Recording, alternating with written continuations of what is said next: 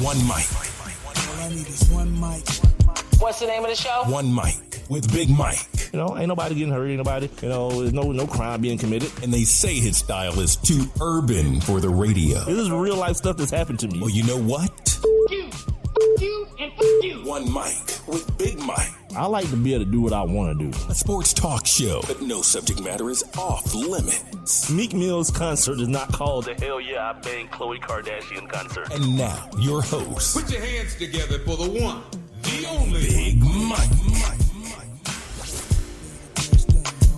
All I need is one mic. What up? Happy Friday to everybody. We made it. End of the week.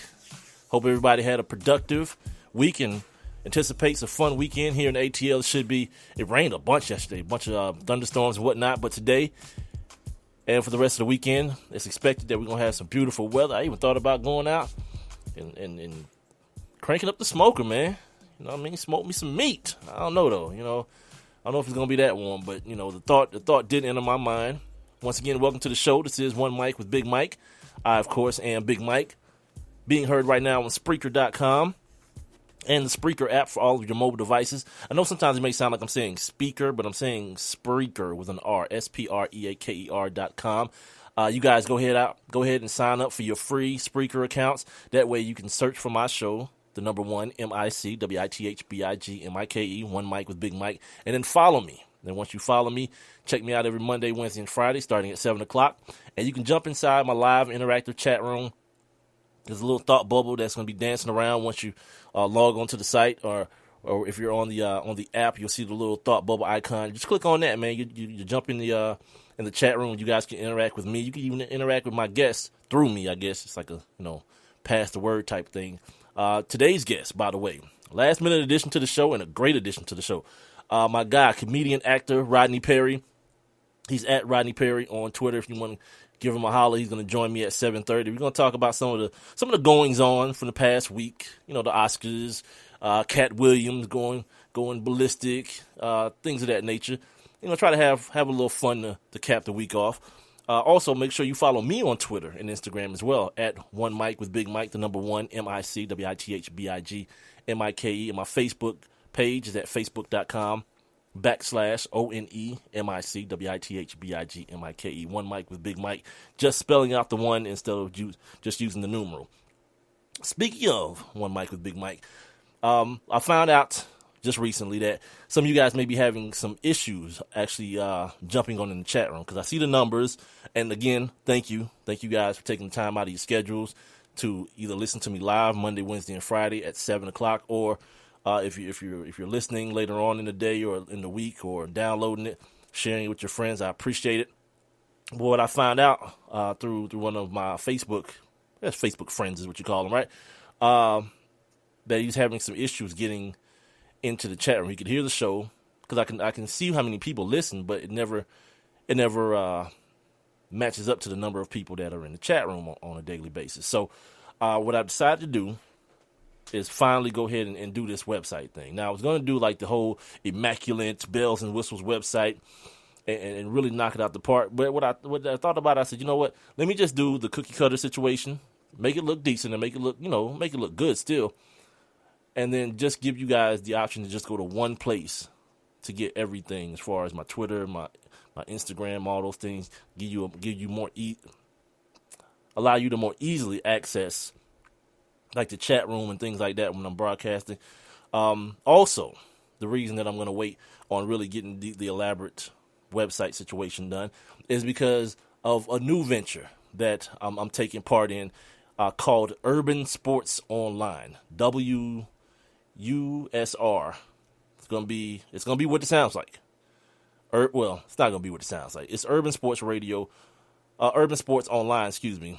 The catchphrase or the tagline is no fair catching. You're keeping everything moving, shooting straight from the hip. It's not going to be some, militant black power radio for sports and, making all the look at how they treating this black dude versus how they treated that white dude. Nah, none of that. It's just about a perspective. You know what I'm saying?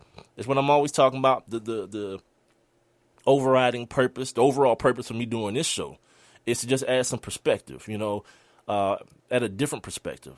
I talk about all the time how the authors of the stories in sports very rarely share the perspectives of the characters within those stories. You feel me? And this is kind of the niche that that this new venture that I'm about to be a part of is going to take on. So be looking out for that. Something I'm excited about. We just got to get all the details and particulars ironed out. And as I get more information, most definitely I'll share it with you guys, man. Let's see, what else do I have to tell you guys about before I set the show up? Nothing. It's Follow Friday. Hashtag, is it hashtag Follow Friday, just hashtag FF.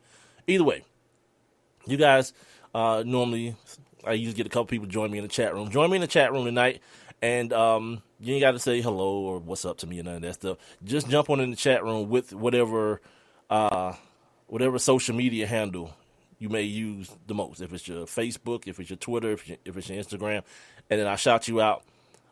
Tell people to follow you based on that for Follow Friday, hashtag FF or whatever it is. As far as today's show goes, like I said, 7:30, bottom of the hour, we're going to have my guy, actor, comedian, Rodney Perry is going to join me. We're going to have a good time with him.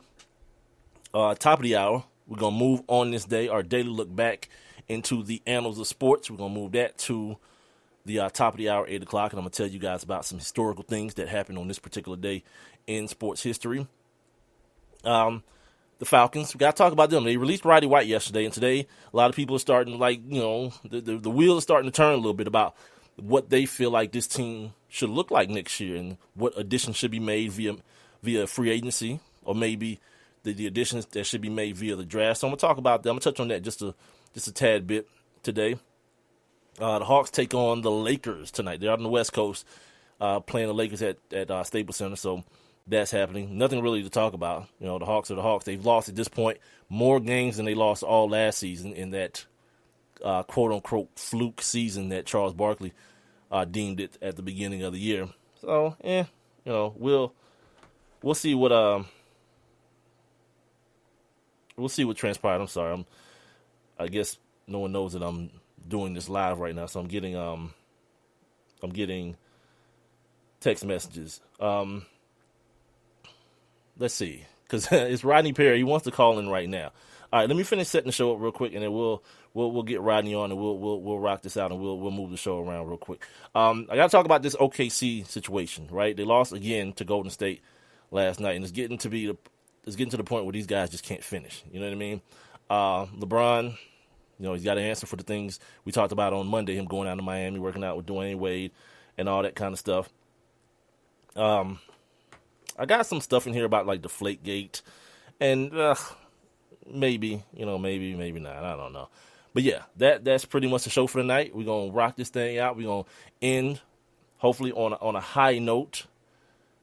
May end up doing the Rodney Perry interview a little bit earlier than I thought, which is kind of a twist. The brothers, we don't really do things early, so surprised me when I looked at my phone just now and saw the text. So the other things I wanted to talk about today, some pretty serious things, some things that got me a little bit confused, and I was hoping maybe some females would join the show today to give me a little perspective on this Aaron Andrews thing. I've had it here on my list here for my notes here for like the whole week, and I haven't gotten around to talking about it because, of course, I start talking and other things come to mind, and it's hard. I used to get N's in, back in the day when you got S's and N's and U's, satisfactory, needs improvement, unsatisfactory. I used to get N's in like paying attention and things like that, or staying on task.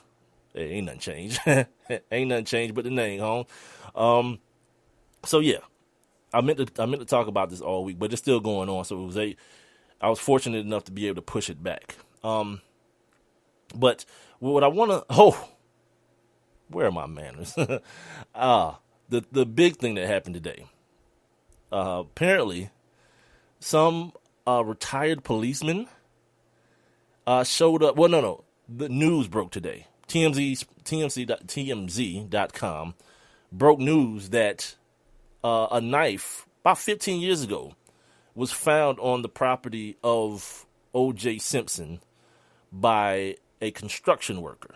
That construction worker proceeded to hand the knife over to what he thought was the authorities, which, I mean, technically it was a traffic cop he gave the knife to, and no one heard about the knife since. And I guess maybe a couple months ago, the dude pulled a knife out. Well, he brought the knife forward and presented it like, "Hey, I had this knife this whole time. I thought the case was done and over with, was closed. So I just kept it like as a keepsake or whatnot." What I think is someone of the legal ilk was like, "Look, we gotta let this funny thing called the statute of limitations run out, and then you can go ahead and present this. We gotta make sure you stay out of jail, homie." You know what I mean? Because that's like, isn't that like obstruction? I mean, I ain't a lawyer and I ain't staying a Holiday Inn suite last night, but I think that's what they call that, tampering with evidence or something like that. Yeah, that's kind of a big deal. You know, even though, you know, the case is over with and you're still dealing with double jeopardy. He was found not guilty, not innocent, black people. He's found not guilty. It's a different, like, that's one of the things, that's kind of like one of my pet peeves, like that, and people talking about like stuff like the Golden State Warriors, the reigning champions or whatever. No. Or what do they say? What is it that people say about championships in sports? Because they essentially are the reigning champions, but they call them something that I can't stand. You know, like what you would say about a boxer that has a championship.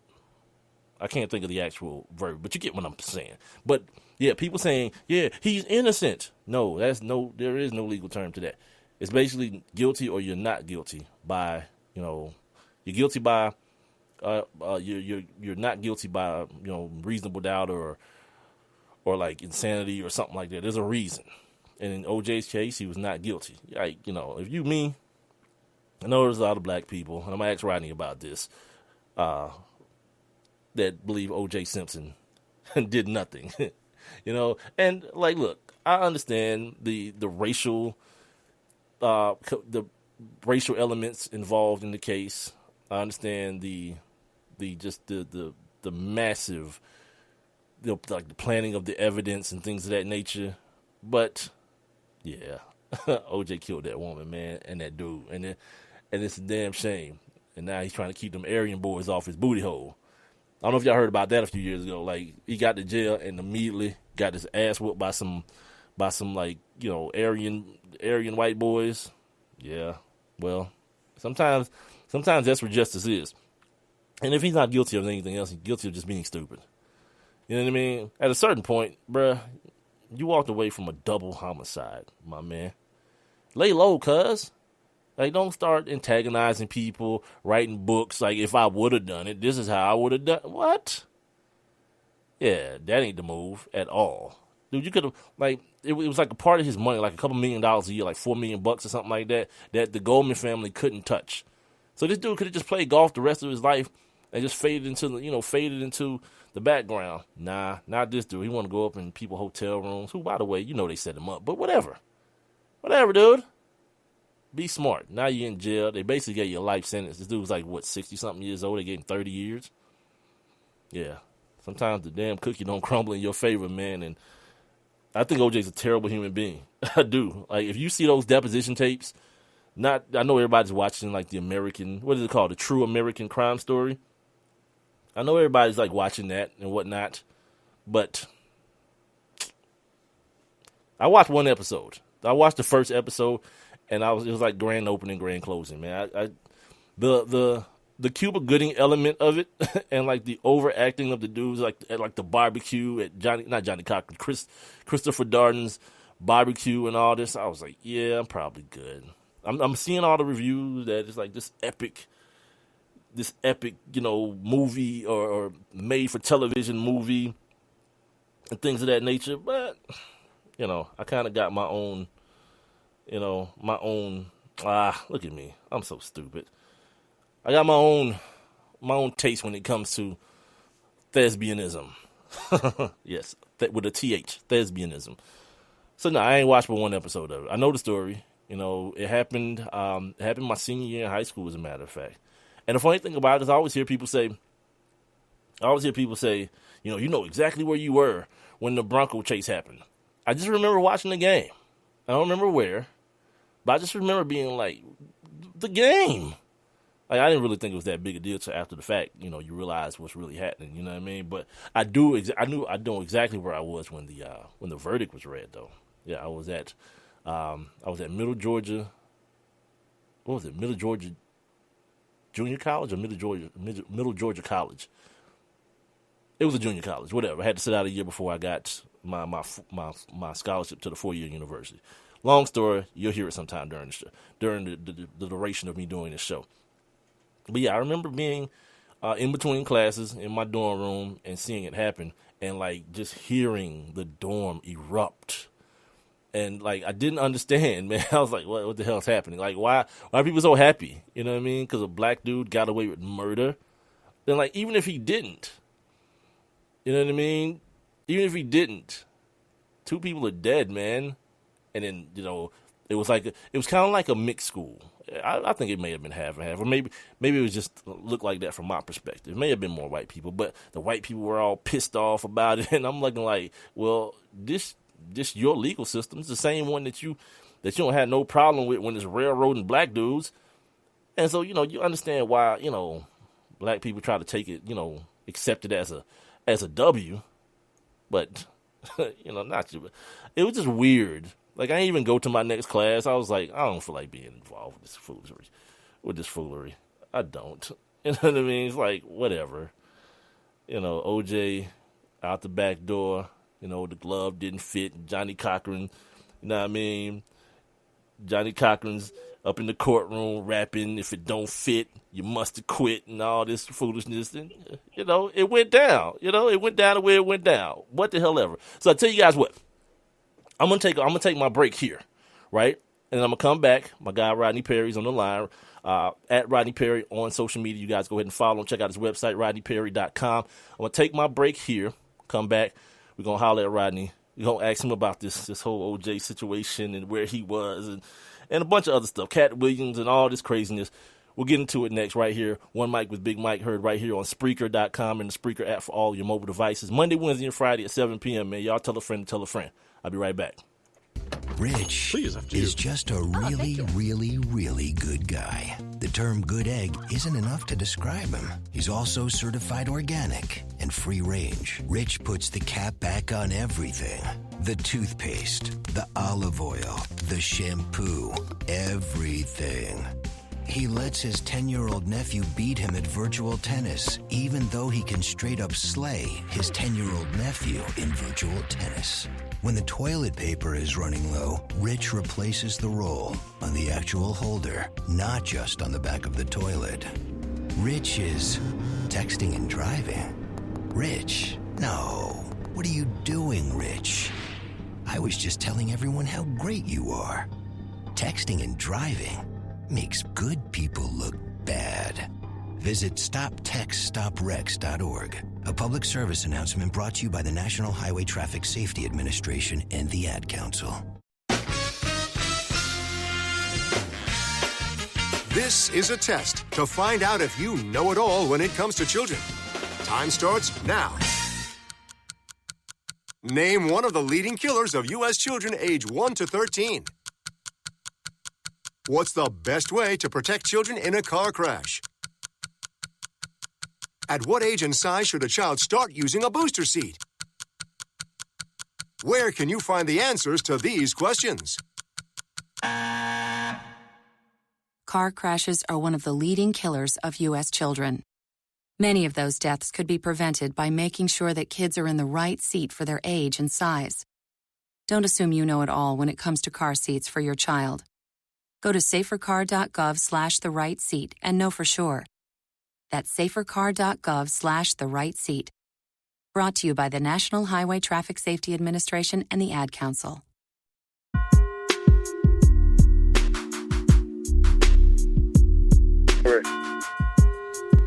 What up? We back. This is the One Mic with Big Mike show. Your boy Big Mike holding you down on a Friday evening, man, the end of the week. Hope everybody made it through safely. being heard right here on Spreaker.com and the Spreaker app for all of your mobile devices on any platform you may be using them on. Make sure you follow the show, the number 1, MICWITHBIGMIKE. Sign up for your free Spreaker account. Use that handle to follow me on Spreaker and on Twitter and on Instagram. Also check me out on Facebook. My Facebook page is facebook.com/ONEMICWITHBIGMIKE. It's also a Follow Friday, so make sure you guys jump on in the live interactive chat room.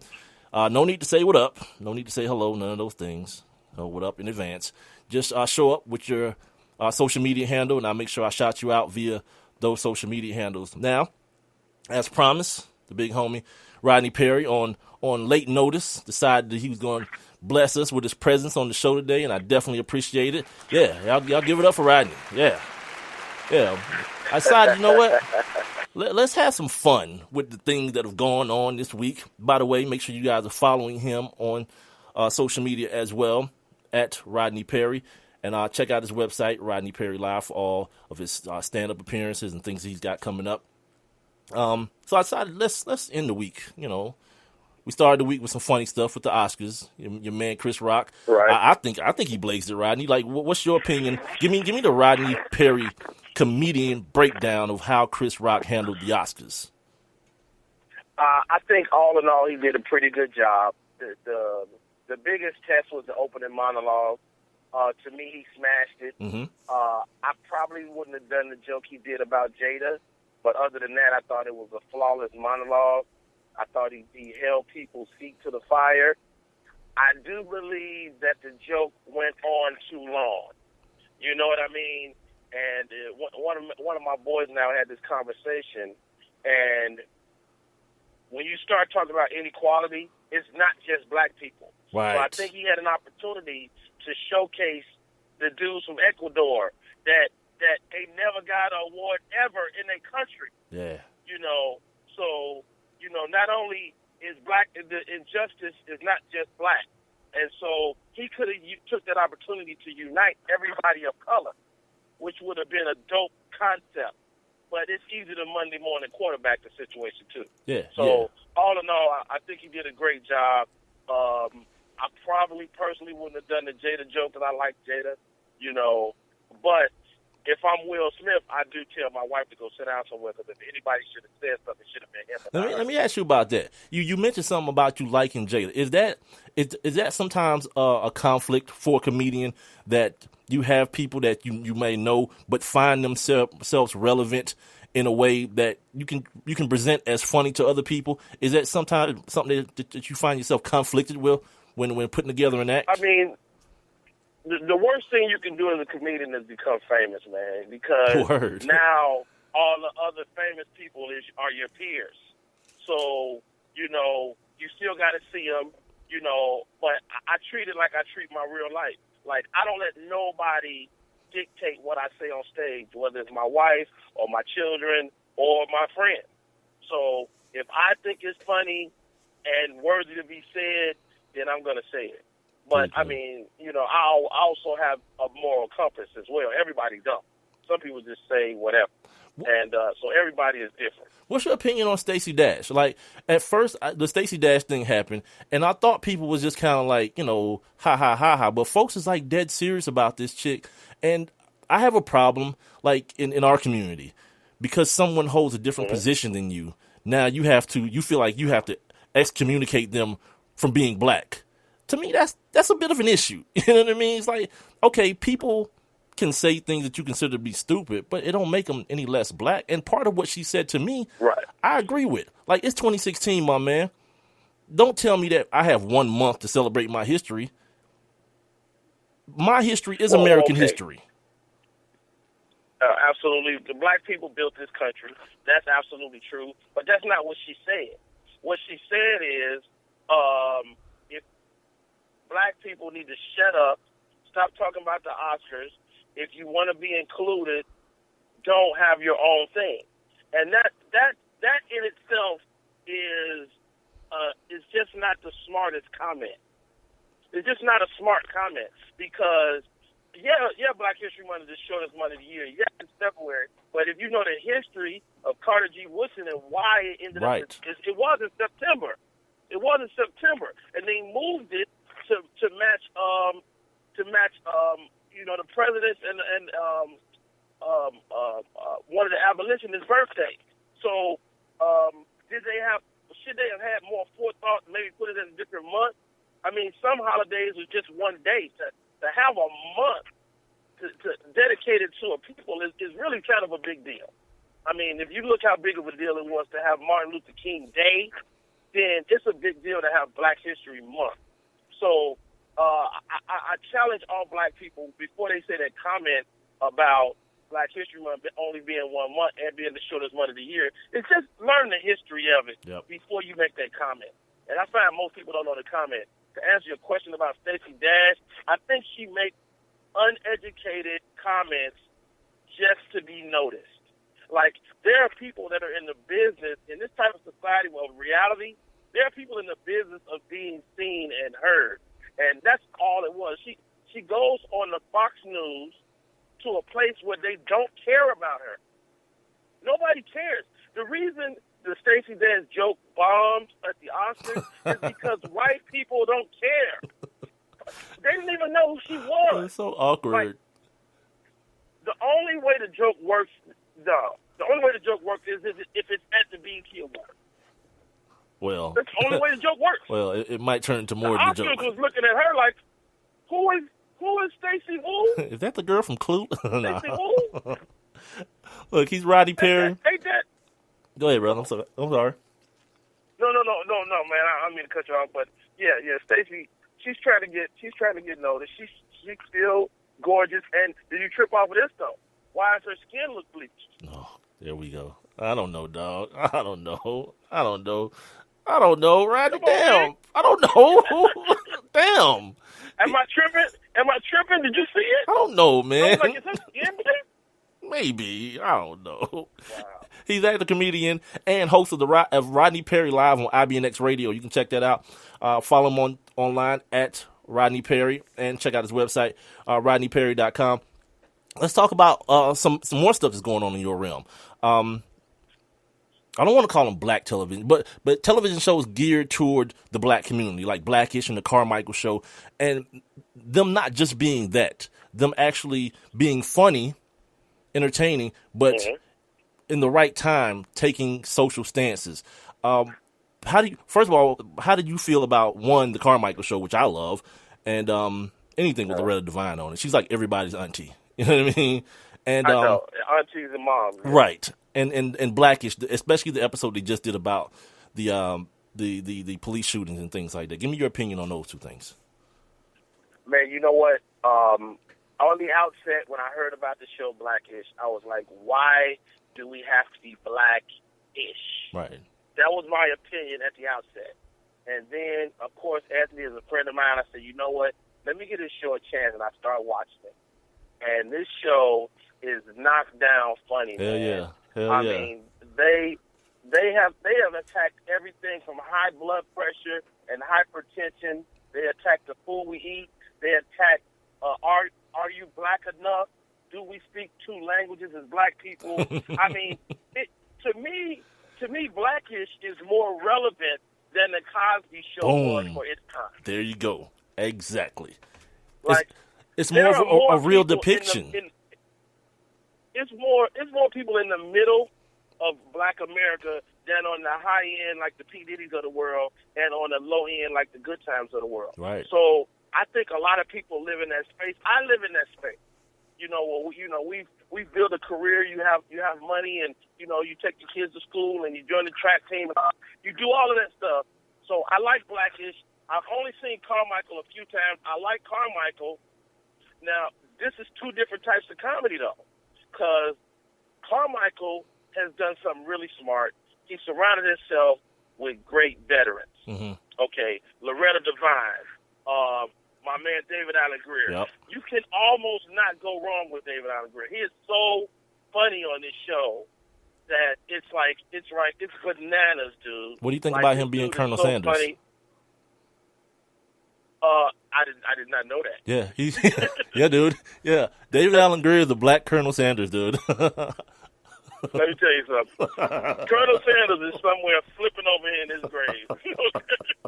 Telling all us black asses to kiss his ass. The Colonel Sanders is probably, it's really interesting. They did Norm Macdonald. They did the other comedian. Why not David Allen Greene? Why not? Right. So yeah, I didn't know about that, but that's interesting. I got to go look that up when we get offline. But this is the thing. This is the thing, though, dog. We were absent from television a decade. We've been absent for TV. It was a moment not 6 years ago where Rodney Perry was the only black male on television. Is that real? Like, how long has it been since like the Bernie Mac show and No. It's been that long? Bernie Mac is. You think Bernie Mac been dead over 6 years? Right. Damn, it's been that long. When we were doing Monique's show, I was the only black male on television. So that speaks volumes. Yeah, it does. A couple of things happened in Hollywood. First of all, when the writer's strike happened, that gave way for reality to step up. Yeah. So then you had the Housewives and all of these shows began to flourish. But all the scripted television went away. So what happened?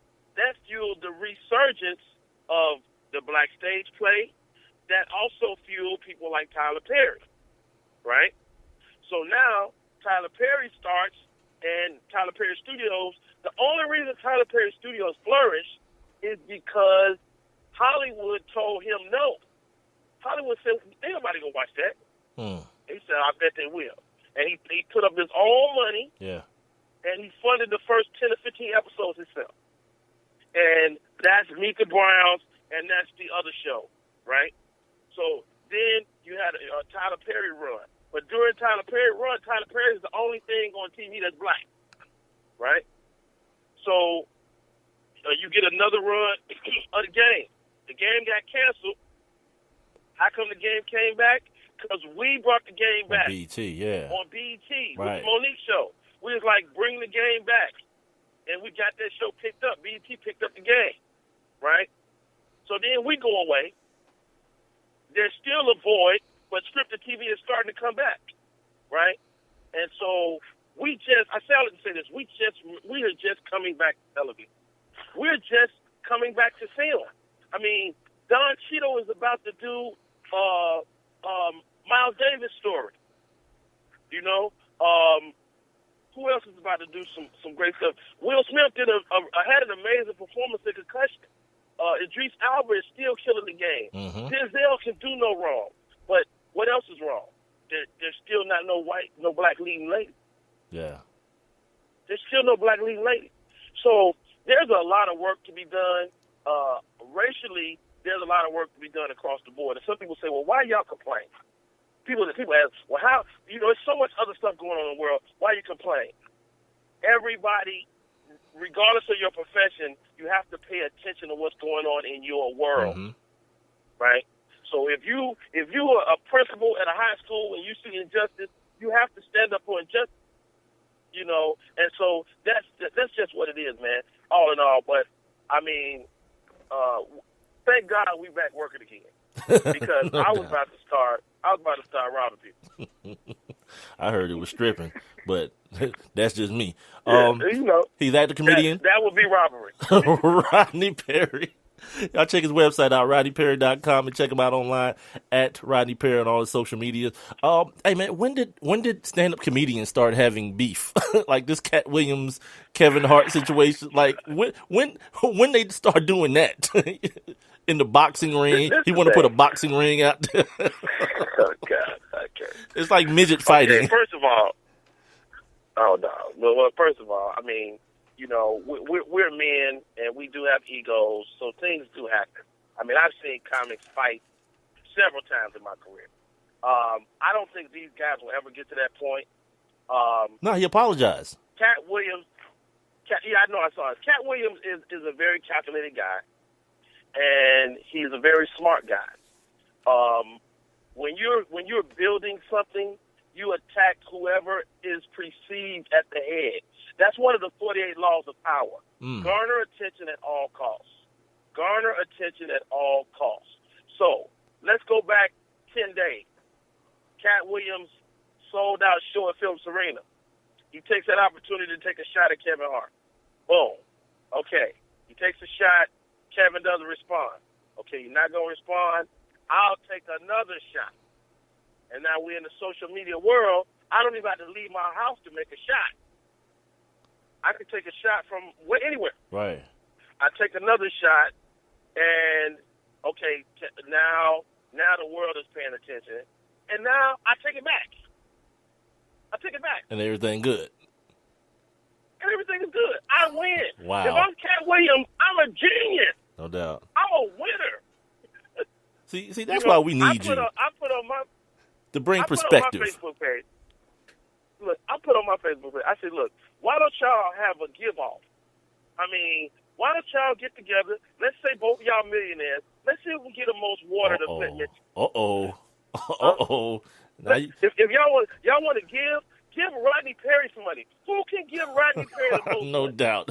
Don't nobody want to do that dance. No. No, all jokes aside, if you really want to compete, have a give off. No doubt. Because it's people that need the $5 million we're talking about. It's people that need that. So that, other than that, it don't make no sense. It comes off. I mean, like, did you see his interview with Big Tigger? I didn't. I just read the stuff about him apologizing to Kevin Hart and Big Tigger. His face looks so. It like when he went on the video. I challenge y'all to listen to my voice. Watch both videos. When he challenged Kevin, his face almost looked evil. Whoa. When he apologized, it was like a different person. No doubt. It was like a different person. His face was softer. He appeared like, I don't know what got into me. Dude, I'm telling you, I don't know what's happening, but I think Cat is in some type of spiritual warfare that we don't know anything about. That's happening. No doubt. Look, brother, I know you had to call him early, so if I keep on asking questions and you got to go, man, just say something, man. This ain't that type of formal thing. You feel me? And you made me, when you called me today, you made me get on here and do some research because I didn't know about a couple of the subjects. Dude. Let's get into it. OJ Let's thing. go. Let's go. OJ. Let's go to the Jews. Now, I called Rodney today. I'm like, Rodney's like, what we going to talk about? I said, well, we got to talk about this OJ situation. He's like, well, we're OJ. I said, well, the man said he found a damn knife. Rodney said, they damn lying. There's a damn lie. So when you did your reading now, your research, Rodney, what did you see in the OJ situation? Okay, let's start right here. I've been watching the OJ miniseries on Fox. I think it was very interesting to kind of recant and go back in time and kind of think where I was. I remember being split down racial lines. I remember black people feeling one way, white people feeling another way. Ultimately in the trial, Marcia Clark, Christopher Darden got out-litigated. Bottom line. Yeah. They got out-litigated. Do I think OJ committed the double murder of Ron Goldman, Nicole Simpson? I am on record of saying no. Oh, really? Now, and I'll tell you why. Okay, let's start here. Okay. As of right now, I'm what you would refer to. If I'm a murderer and I've never committed a murder before, I would have to be looked at as a novice murderer. Like I'm an entry-level murderer because I've never, ever committed a murder. Would you agree? Okay, yeah. I think everyone starts somewhere. Okay? Exactly. So the type of murder that Ron Goldman and Nicole Simpson, to me, was executed by a professional murderer. Somebody to come up and murder two adults with a knife and walk out of that situation with nothing but microscopic blood. That just doesn't make sense to me. Now, let me ask you this part. Do you think he had anything to do with it? Okay. That's a question that always comes up. Well, was he at the scene? Did he have anything to do with it? Did he walk into something? Did he see someone else? As a defense attorney, all I got to do is is have a reasonable doubt. Yeah, exactly. See, what we get caught up in this country is guilt and innocence. And it's not It's that. not about guilt and innocence in the court of law. Right. It's about, I sat on a murder case before. It's about, is there any doubt, any reasonable, as a reasonable human being, is there another possible scenario? There are tons of possible scenarios. Tons. Now, Rodney, you seem like a pretty smart dude. You So- can get out of jury. You can get out of jury duty, my man. I don't try to get out of jury duty. No? And I'm going to tell you why. First black I don't man try in to get out of history. jury duty. It's Black History Month all over I'm going to tell again. you why. I'm going to tell you why. Because every time some black kid gets murdered, every time they say, where the black jurors at? And as much as we looking for black jurors, we always try to get out of jury duty. This So is I true. took it as my civic duty to stand my duty. Now, did I regret it? Absolutely. It was the most, dude, when I tell you, this was the most stressful time of my life when I sat on this case, because I ended up pulling a murder case. I had to sit on this case for 2 weeks. That's the worst. And listen to this whole trial, and it was not a game, man. And we were like a runaway jury. We almost came to blows in the jury room. No doubt. So it's the real deal, man. Oh yeah, it was crazy. I'll tell you about we can do a whole show about that case. For real. It was crazy. He's Rodney Perry, ladies and gentlemen. Actor, comedian, host of Rodney Perry Live on IBNX Radio. Also check out his website, rodneyperry.com. I don't know if you, let's talk about. I think I'm about to come over to Spreaker though, man. I like the platform. Like this? Yeah, it's pretty cool, man. I like it. I'm able to do a one-man situation. You know, it's just me and my mic and whoever my guest may be. The rumor is sound great. Thank you, brother. The rumor is you voted for Donald Trump on Tuesday. Would you like to clear that up, Rodney? Well, let me clear that up immediately. What you're not going to do is see Rodney Perry vote for a gigantic Chucky doll, okay? He's such a ridiculous human being, dude. Look, let me tell you something, Rodney. I keep posting this, and I say it as much as I can on this show. As a black man, I smile at all this Donald Trump thing, because you know what it's doing? It's taking the mask off all the white people that you might have been guessing about. I wonder, is he? Now, there's no guesswork. They coming out the woodworks. Hell yeah, build a wall. As a matter of fact, we need to get a couple ships and ship the dark ones back over to Africa. Yeah, they coming out of everywhere, cuz. So this Donald Trump thing, it's kind of got a silver lining around it to me. You know what I mean? The guesswork is over with. Okay, we talking politics. Let me give you my view. First of all, I'm ex-Navy. I served in the United States Navy for 8 years. So thank you, by the way. When you start talking politics, appreciate you. I understand politics, and this is the first thing you got to understand in this particular election. First of all, we've had 8 years of Democratic spending. Okay, 8 years of Democratic spending should be followed by at least one term of Republican spending. Mm-hmm. Republicans spend money certain ways. Democrats spend money a certain way. So by virtue of that alone, Hillary is fighting an uphill battle. Okay, it just should be a change of the guard. The only way that doesn't automatically happen is this. If they look at Obama as something else. So what happens with great black people? What do you mean, something else? Okay, go ahead. My bad. I'm about to tell you. So what happens with great black people? Great black people become something beyond black. Okay. You mean in the eyes of white people? Oprah Winfrey. Yeah, or the eyes of everybody. Okay. Oprah Winfrey is something else. Right. She's not a black woman in America. Right. She's something else. Michael Jordan is something else. Right. He's beyond black. He's something else. Great example. O.J. Simpson was something else. Absolutely. Now, barring a double murder, you never lose that status. So I think Obama could almost be looked at as something else, which will kind of wipe the slate clean from Republican and Democrat. Everybody got an equal shot. But they hate him so much, Rodney. Oh, absolutely. Absolutely. This is when you know that hate is real. When the Democrats that should be running on his record don't mention it. Right. Exactly. They don't mention his record. You know, all the Republicans running, as soon as I take off my first day it happened, I'm going to repeal blah, blah. They can't even do that. You can't even do that first day. That's impossible. Right. Donald Trump is nothing more he runs his campaign like he's roasting, like he's at a roast. Yeah, exactly. You know, Donald Trump, how do you feel about blah, blah? Well, shoot, I know you didn't ask me about that because you're sweating over there. What?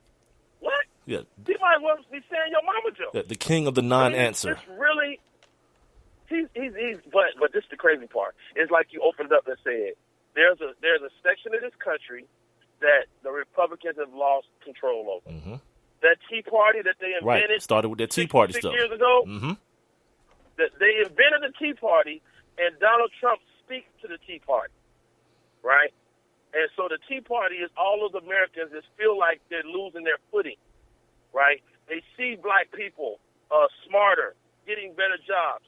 You see the Latin community. Now, I tell white people all the time, don't worry about us. You need to worry about the Mexicans. Why? Because it's too late to build a wall. It's too late.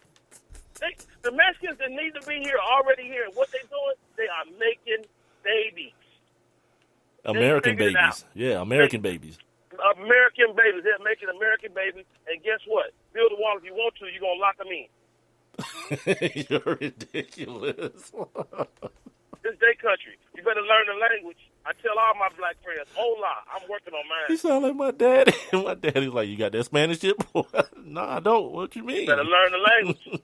You better learn the language.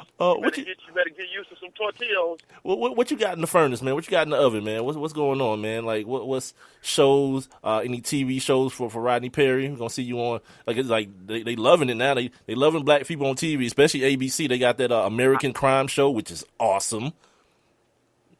I haven't seen American Crime yet. I heard it's dope. Yeah, it's absolutely Andre 3000 on that joint, man. It's amazing. Like that's supposed to be the selling point, but no, it's an awesome show.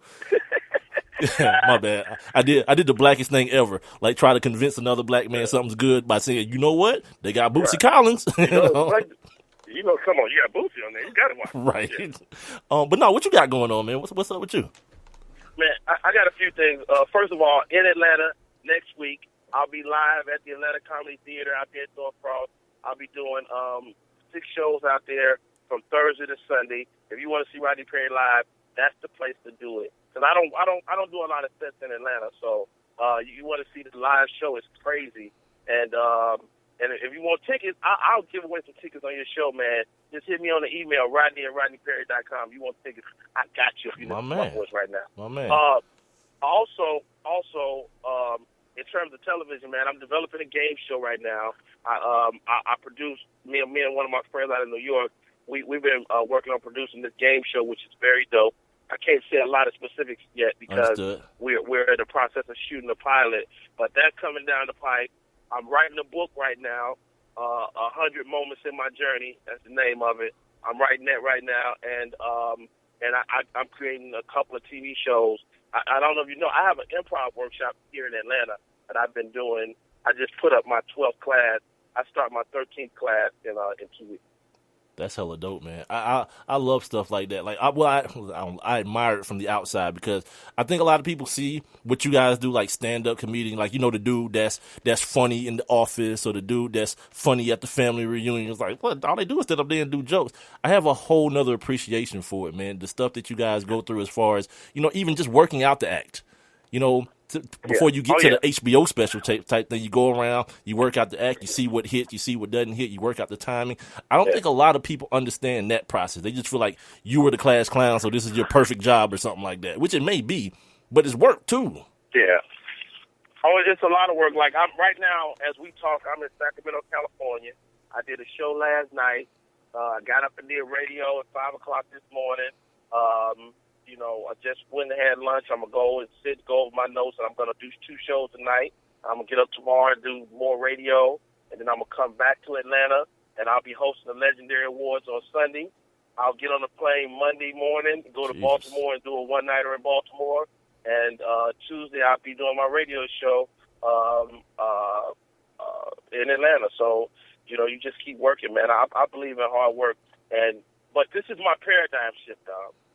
Last year, I called my tour The Hardest Working Man in Comedy, and what I realized is I worked harder than I've ever worked in my life. Word up. So I changed the name of my tour this year to the Get Money Tour, we about to get this money, dog. Absolutely. You told me last time we talked. You said in 5 years, Rodney Perry gonna be the most famous man in comedy. I think that's what you told me. Maybe I'm kind of compromising your words a little bit. That sounds right. Yeah, but it was something like that. I take that. It was something like that. I take that. That sounds like me. Last thing I want to ask you about, and I don't know if you know about this, but the honorable one, Minister Farrakhan, the other day read an article where he said the NBA is akin to slavery, and that he was talking to some community people, telling them not to build basketball courts in the hood because all it is slave training grounds. And I'm thinking like, does this dude understand that LeBron James getting ready to be a billionaire with a B?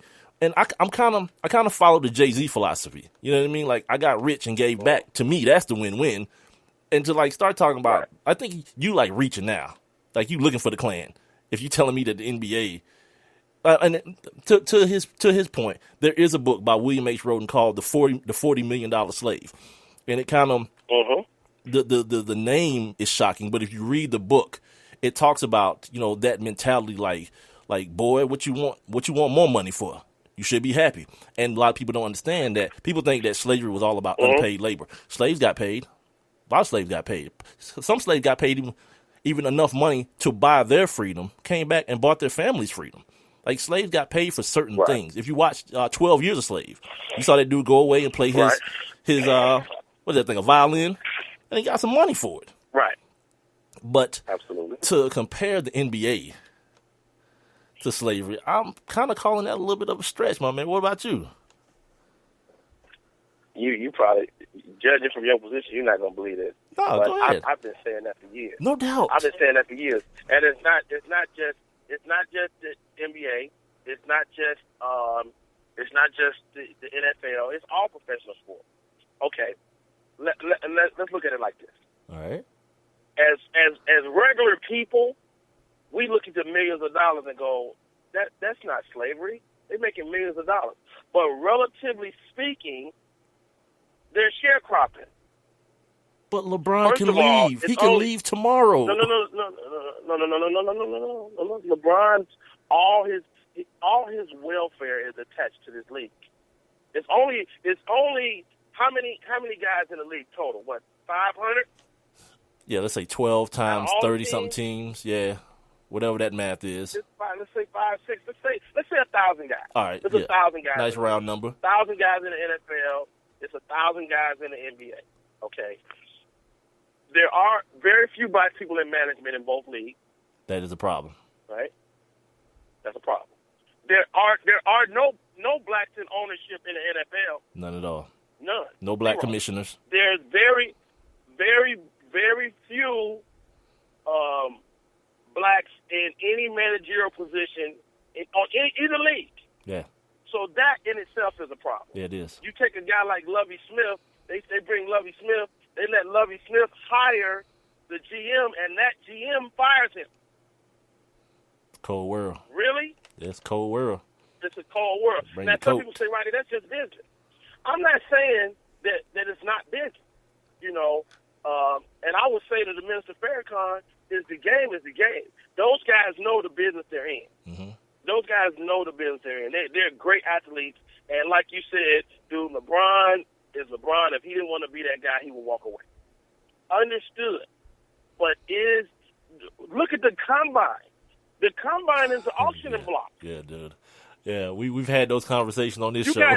We've had those. You got a black dude standing there, almost nude, and they're talking about his quads and dude, that's harking a direct correlation to slavery.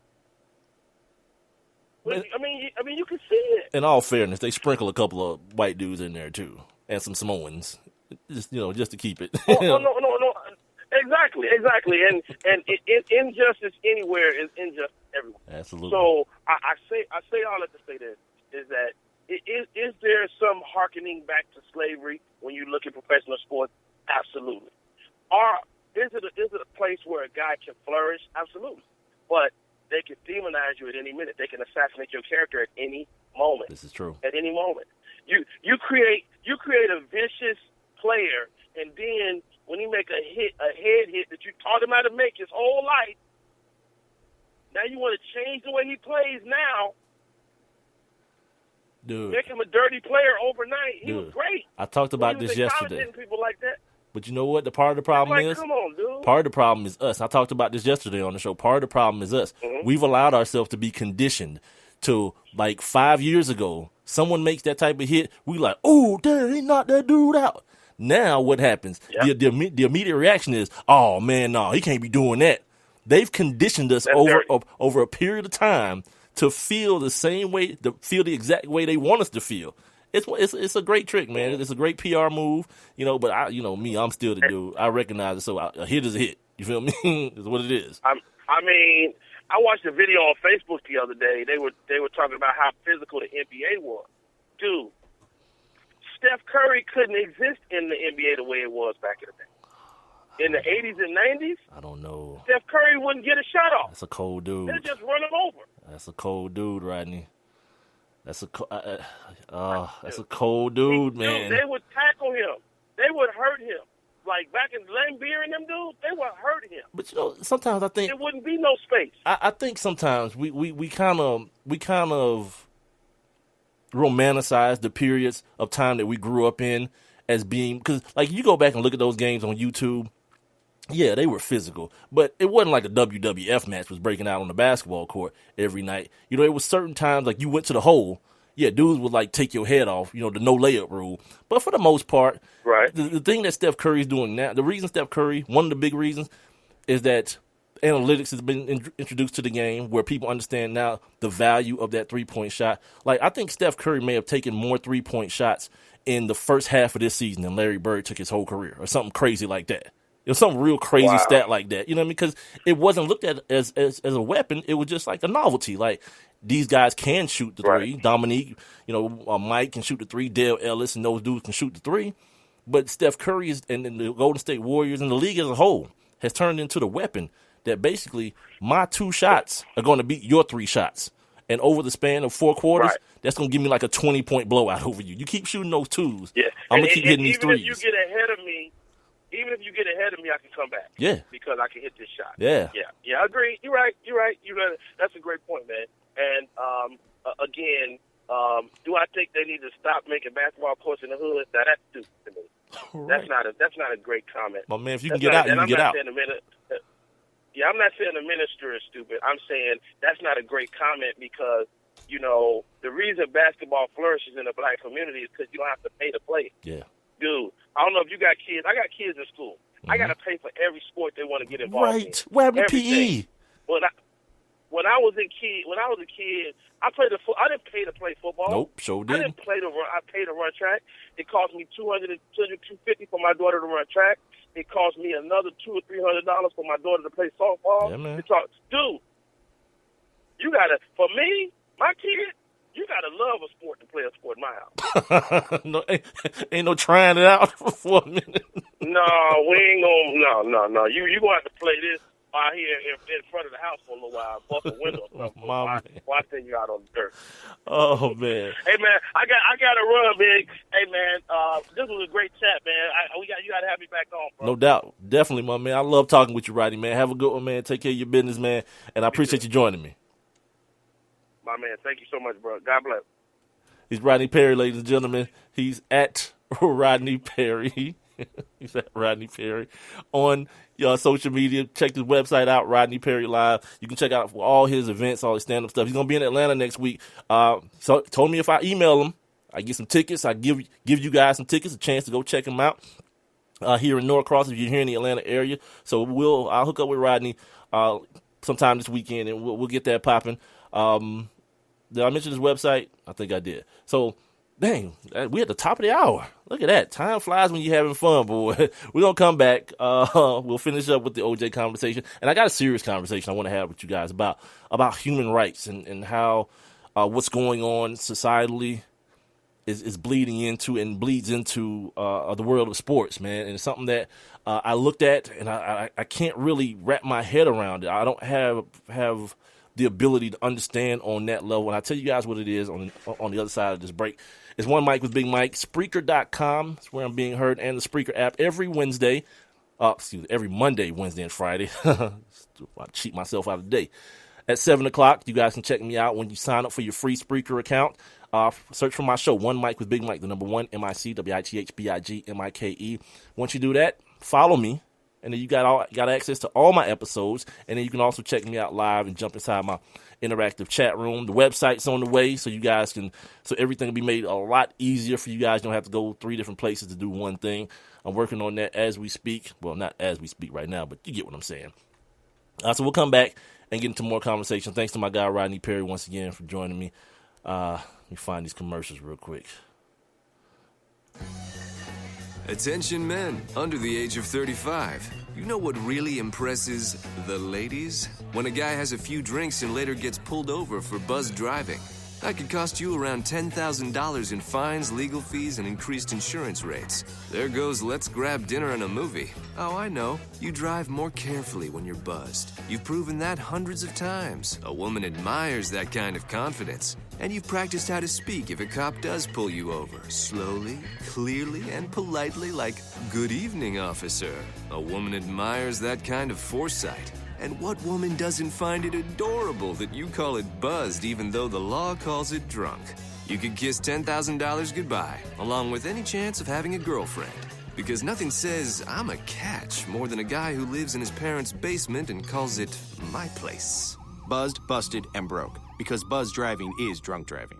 A message from the National Highway Traffic Safety Administration and the Ad Council. Hey, Nick Cannon here.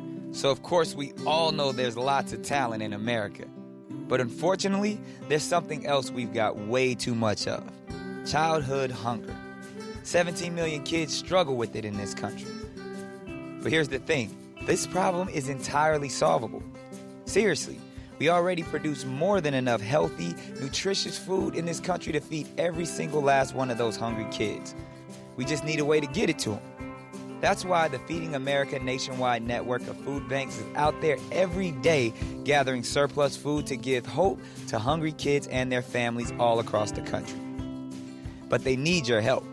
Join me in supporting Feeding America and your local food bank at feedingamerica.org. Together we can solve hunger. Together we're Feeding America. A message from Feeding America and the Ad Council. One mic. All I need is one mic.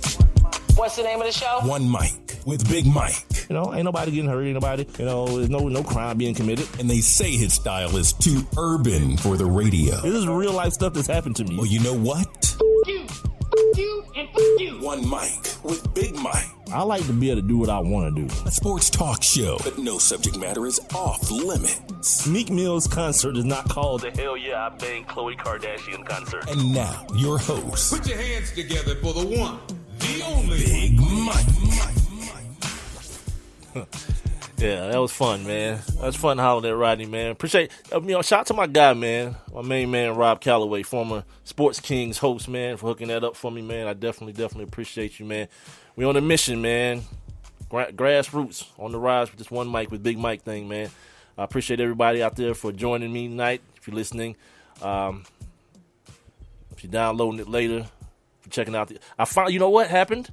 I finally hit triple digits on one of my episodes, man.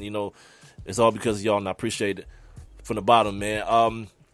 Spreaker.com is where I'm being heard. That's SPREAKER.com. They also have an app for all your mobile devices, whether it be Apple, whether it be Android or Windows. You go ahead and download that joint. You can take me with you if you're in the car. 7 o'clock, hook me up to the auxiliary. It's all good. Also, make sure you're following me on Spreaker. Sign up for your free Spreaker account and follow me. And then once you do that, check out the show One Mic with Big Mike. Every Monday, Wednesday, and Friday at 7 o'clock. Click the little like button, too, the little heart. Click that joint, too, when you're listening. I'm also on Twitter and Instagram, at the number 1, MIC, WITHBIGMIKE, One Mic with Big Mike. Also, the One Mic with BigMike.com on the way. Working on it right now. Email address already set up. That's like the big accomplishment. Mike at One Mic with Big Mike. If you guys want to holler at me via the email, you want to send me anything. Also, apparently coming up, man, the kid, Rodney Perry's, man, going to bless me with some tickets to his show next week. I'm going to be able to, blast some out to some of you guys who listen to the show, man. So that's a wonderful, wonderful thing. Very funny dude. As you can see, very insightful as well. One of those dudes I feel like, I can talk to forever, man. And a little bit longer of an interview with him. I think the interview started at 20 after, man. We went to the top of the hour, man. And we could have kept on going if he didn't have to leave, man. I had a bunch of other stuff to ask him about, like this Facebook post that I saw today. I'm not gonna mess with it right now because it's gonna get me off subject and into some other foolery. Before we go any further, let's go ahead and take a look back. Also, before we do that, Urban Sports Online coming.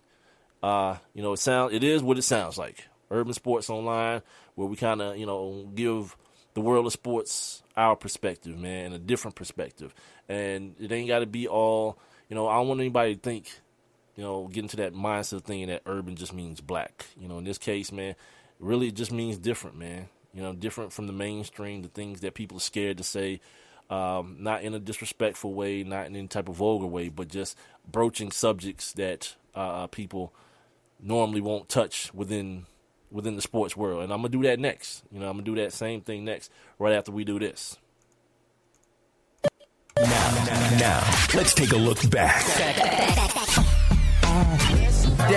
On this day. All right, today is your Friday. This is your Friday edition of On This Day. It's very short, too, so I can get into my conversation about the things I want to talk about. It has to do with the transgender community. So if you're one of those people that, oh, man, forget them, feel free, man, to click the stop button or the pause or whatever it is now. Because it's something that's got to be addressed. The world is what it is, you know what I mean? We can't escape it. Anyway, on this day in 1913, the New York Yankees traveled to Bermuda for spring practice. They were the first team to leave the U.S. to train.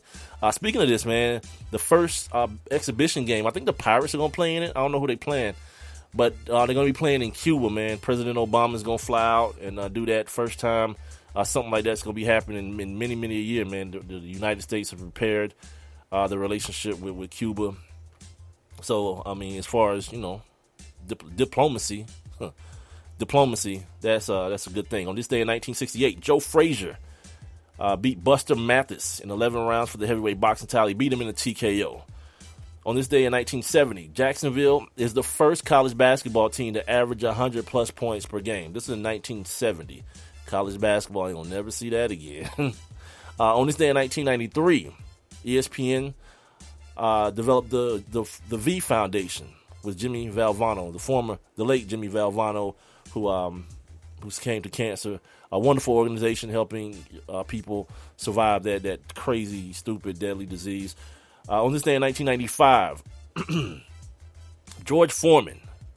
Yes, he's in sports, kids. Not just a name on your favorite grill. He lost the WBA boxing title, refusing to fight Tony Tucker. I don't remember that. I was like 18 when this happened. No, I was 17, going on 18. On this day in 1995, Michael Johnson, he ran the world record 400-meter indoor at 44 seconds, 44.63 seconds. I guess that's how you say that. And ladies and gentlemen, that is your Friday, your Follow Friday edition of On This Day. If you guys want to hop on in the live interactive chat room, go ahead and do so. Once you do it, just go ahead and sign in, and I'll put your social media handle up. I'll make sure I shout you out, tell everybody to follow you on social media, because you are, I would say if it was the old show, I'd be like, you're down with the Kings, but can't do that anymore because this is not that show. So I had to figure out something, and I suck at that kind of stuff too, like figuring out like little clever things to say about, like name things cleverly, and like I telling you guys about Urban Sports Online, right? My homie Tariq from Return of the Boom Bap, he sends me this artwork for the website, and I'm like, tell me if it's cool, and I'm like, yeah, okay, it's cool. This the one I like, but don't trust me, because I suck at that. I suck at like picking out cool stuff. This is what I do. Like mics are on, I talk into them. You know what I mean? I speak into them and other stuff. This is probably the most creative thing I do. This, well, I do have I do have a form of income which involves me speaking and writing. I voice commercials. I voice like urban commercials, club and concert commercials and things like that. So those two things that's pretty much it for me. That's what I do. This is what I want to talk to you guys about. I saw this a couple of days ago. I probably saw this on Wednesday, and for whatever reason, didn't didn't speak on it, didn't talk about it. It was on ESPN's Outside the Lines, which is one of probably the best thing ESPN offers, actually. You know, and the fact that they won't play that all day, but they'll play First Take all day with people screaming and fake arguments and foolery. But another story for another day, I guess. In the state of South Dakota, I guess this is, South Dakota, the governor, he vetoed, my dyslexia just kicked in, I got my Theo Huxtable on. He vetoed a bill Tuesday that would have made the states the first in the U.S. to approve a law requiring transgender students to use the bathrooms and locker rooms, just the part where we're talking about, and locker rooms that match their birth sex. So I had to think about this and exactly what it meant a couple times. So in case you're like me and not the swiftest thing in the world, if Caitlyn Jenner attended a school in South Dakota, right? Caitlyn Jenner would have to go to this law would force Caitlyn Jenner to use the men's bathroom or the boys' locker room, right? I guess in high school it'd be the same thing. The boys' room, and the men's see, I just switched it around. You get what I'm saying, right? And I heard that and I was like, ugh. I struggled to figure out how I felt about that, because in any situation, somebody's gonna be wronged. You understand what I'm saying? Like Caitlyn Jenner. Let's say a little Caitlyn Jenner, right? I'm just using this as an example. A 13, 14-year-old Caitlyn Jenner goes to said high school in South Dakota. She identifies herself as male, as female. Her birth records identify her as male, but then she's got to go. That's up to age 17, where like hormones and things like that kick in, right? Or more prevalent. She has to go into this boys' locker room to change for gym. You know, and I don't know about you guys at 17. I was real rambunctious and stupid, and you know, I find myself. I used to say this on the other show a lot. I find myself, the older I get, the more empathy that I'm able to feel for other people. You know what I mean? And it's not me feeling sorry for them. It's just like wanting everybody to find what their version of happy is. You know what I mean? And when I see people being wronged and see people's rights being taken away, like I'm a big dude, like that's on, like I'm on like this whole like gay marriage thing. Like my sister-in-law is a lesbian, right? And my old lady, man, she talked about my sister-in-law like crying when they passed a law here in Georgia that would allow her and her girlfriend to be married. You know, it's a big deal. It's something that she wants, and I don't see a reason for her not to have it. So I'm very clear cut on that issue. This one, not so much, because whereas 2 women or 2 men getting married has no effect on me or anyone else for that matter, a female who identifies as a male changing clothes with other females. Am I saying that right? A female who identifies as a male. See, it gets kind of jumbled up in my mind. A female that identifies as a male, changing clothes with other females. It forces me to think of both sides. Like, what are those females that are, let's use the word, being forced to have this transgender female in the room with them? What do they feel? And it's such a complex issue in this case. It's not one of those things where someone feels that, you know, somebody's gonna horn out and then jump on somebody. You know, some kid sees a transgender female, a male that identifies as a female. It's like, oh my God, you know, titties. No one's saying that type of animalistic thing is gonna happen. I'm just talking about when we talk about like rights, people's like privacy rights and things of that nature. Like where does the line start and stop? And we're talking about sports. And the reason that this is an issue sports wise is because it's real.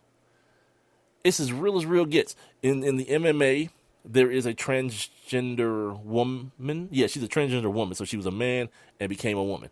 I saw a story, I think it was on Real Sports.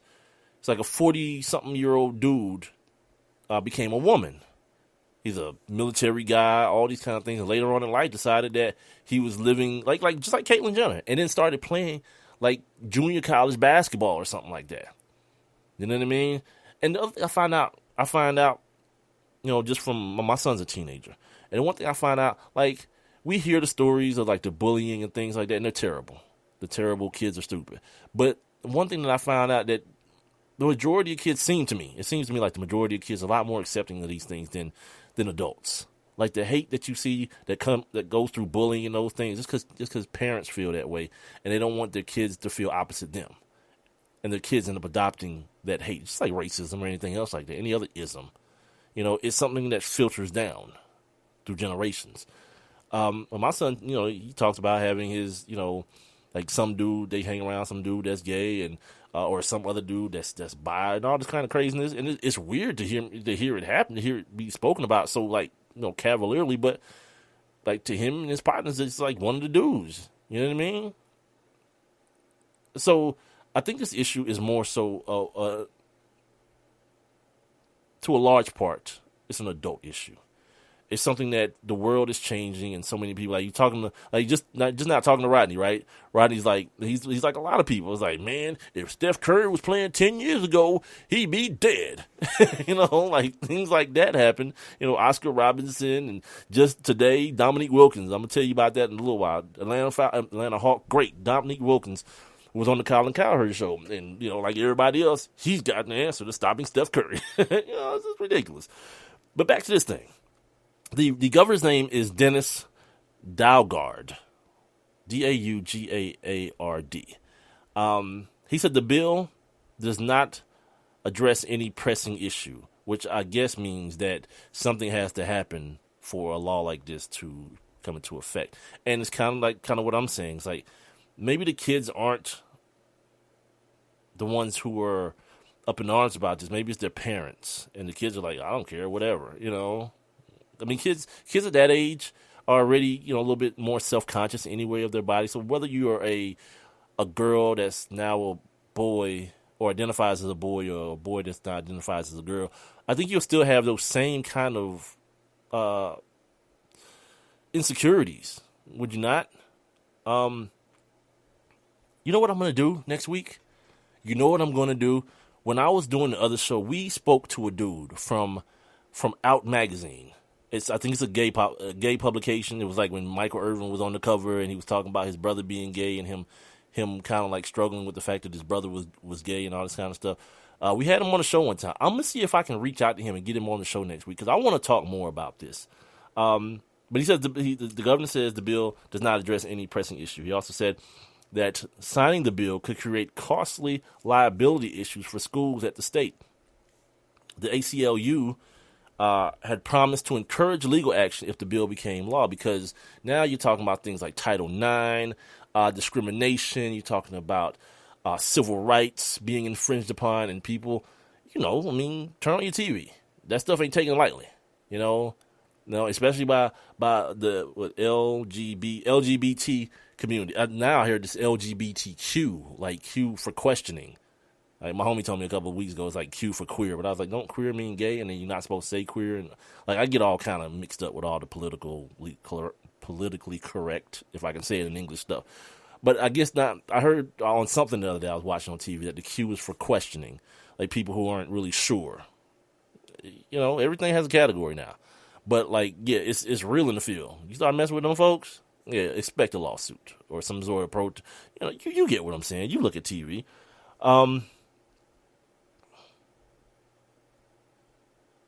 Even Caitlyn Jenner spoke out on this. She called the governor herself, asking him to veto the bill. Other states have are starting to move forward. I guess last week in North Carolina, the Charlotte City Council, they voted to allow transgender people to choose a bathroom. That's another one. Like, and then you would think it would be costly to like make a special bathroom everywhere? Like you go to the one with the male picture and the one with the female picture, and then there's one bathroom where like there's half of one picture and half of the other one. That's how I kind of envision it. You know what I mean?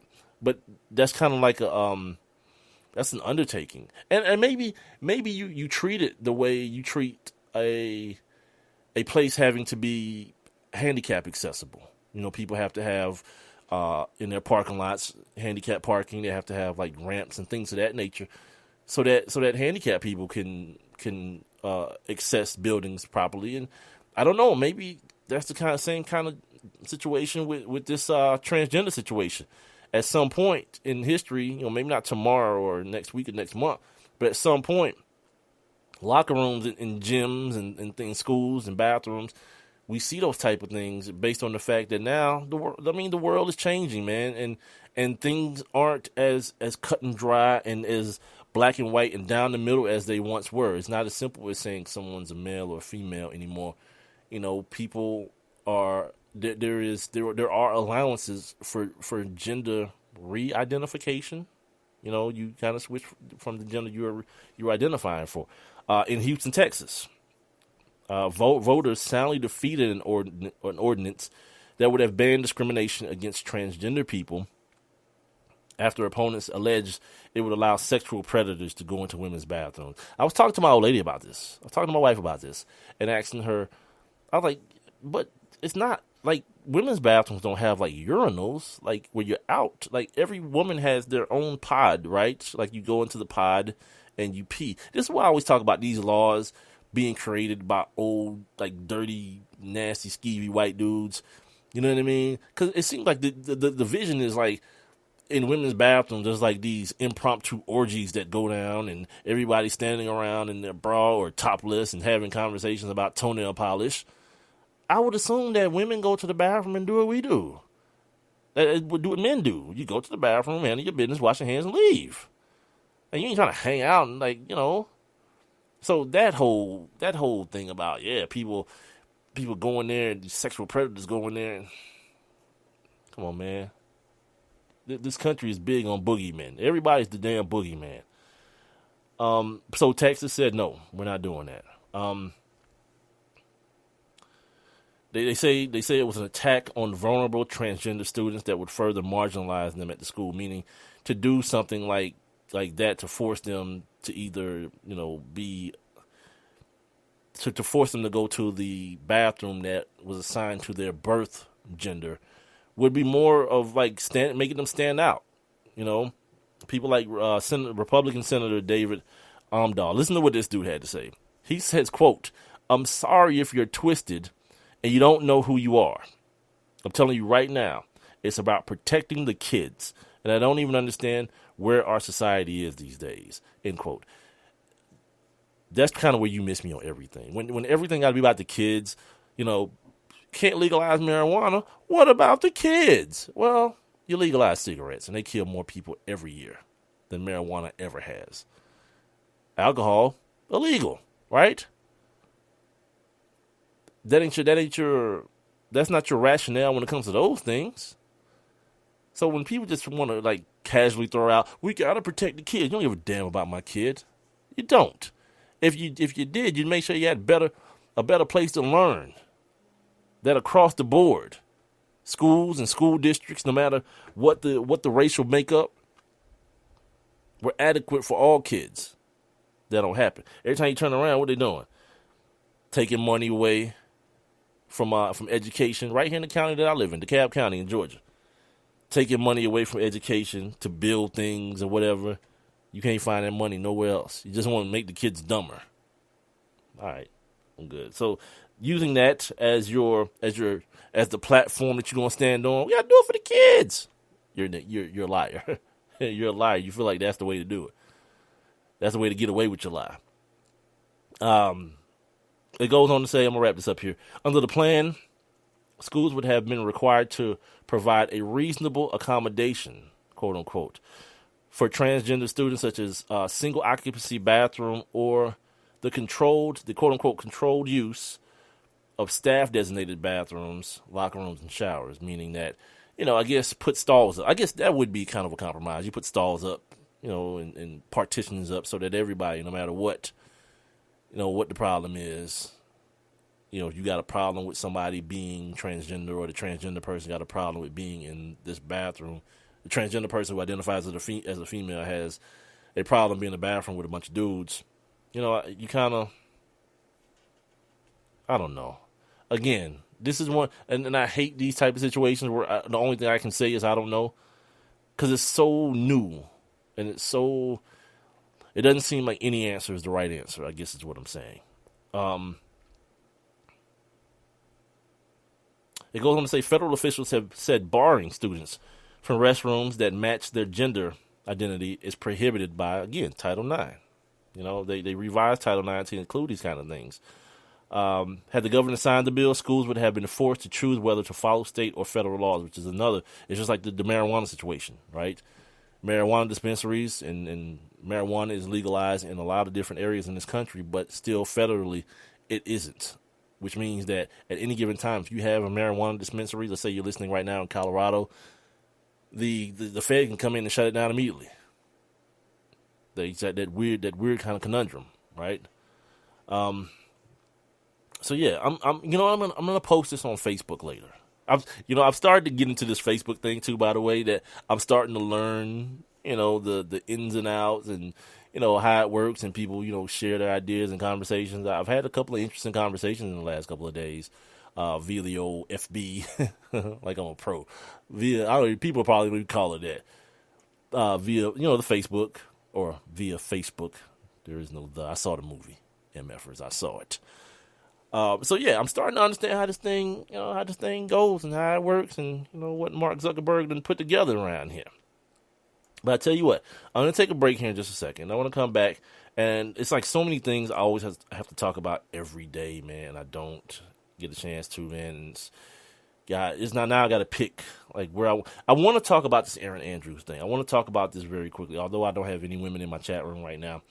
I want to talk about this Erin Andrews situation, man, because it's another situation that I'm not quite sure about. I'm not quite sure how to feel about it. I think I know how I feel about it. I'm not really sure. And then I'm going to talk about the Atlanta Falcons briefly.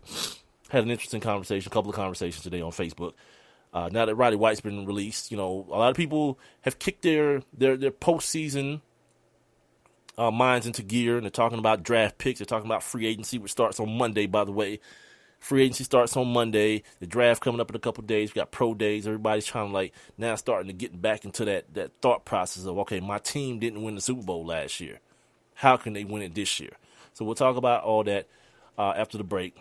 Last half hour of the week, man. It's been a pretty good week. My man Rodney Perry, put a big effing exclamation point on the end of this joint, man. So I definitely am appreciative of that, man.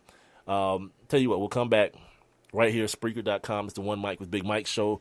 Twitter and Instagram. Make sure you're following me at One Mic with Big Mike, the number 1 MIC, WITHBIGMIKE. And my Facebook page, Facebook.com/ONEMIC, WITHBIGMIKE. Don't forget, the One Mic with BigMike.com is coming. UrbanSportsOnline.com coming. It's about to go digital, man. Be right back.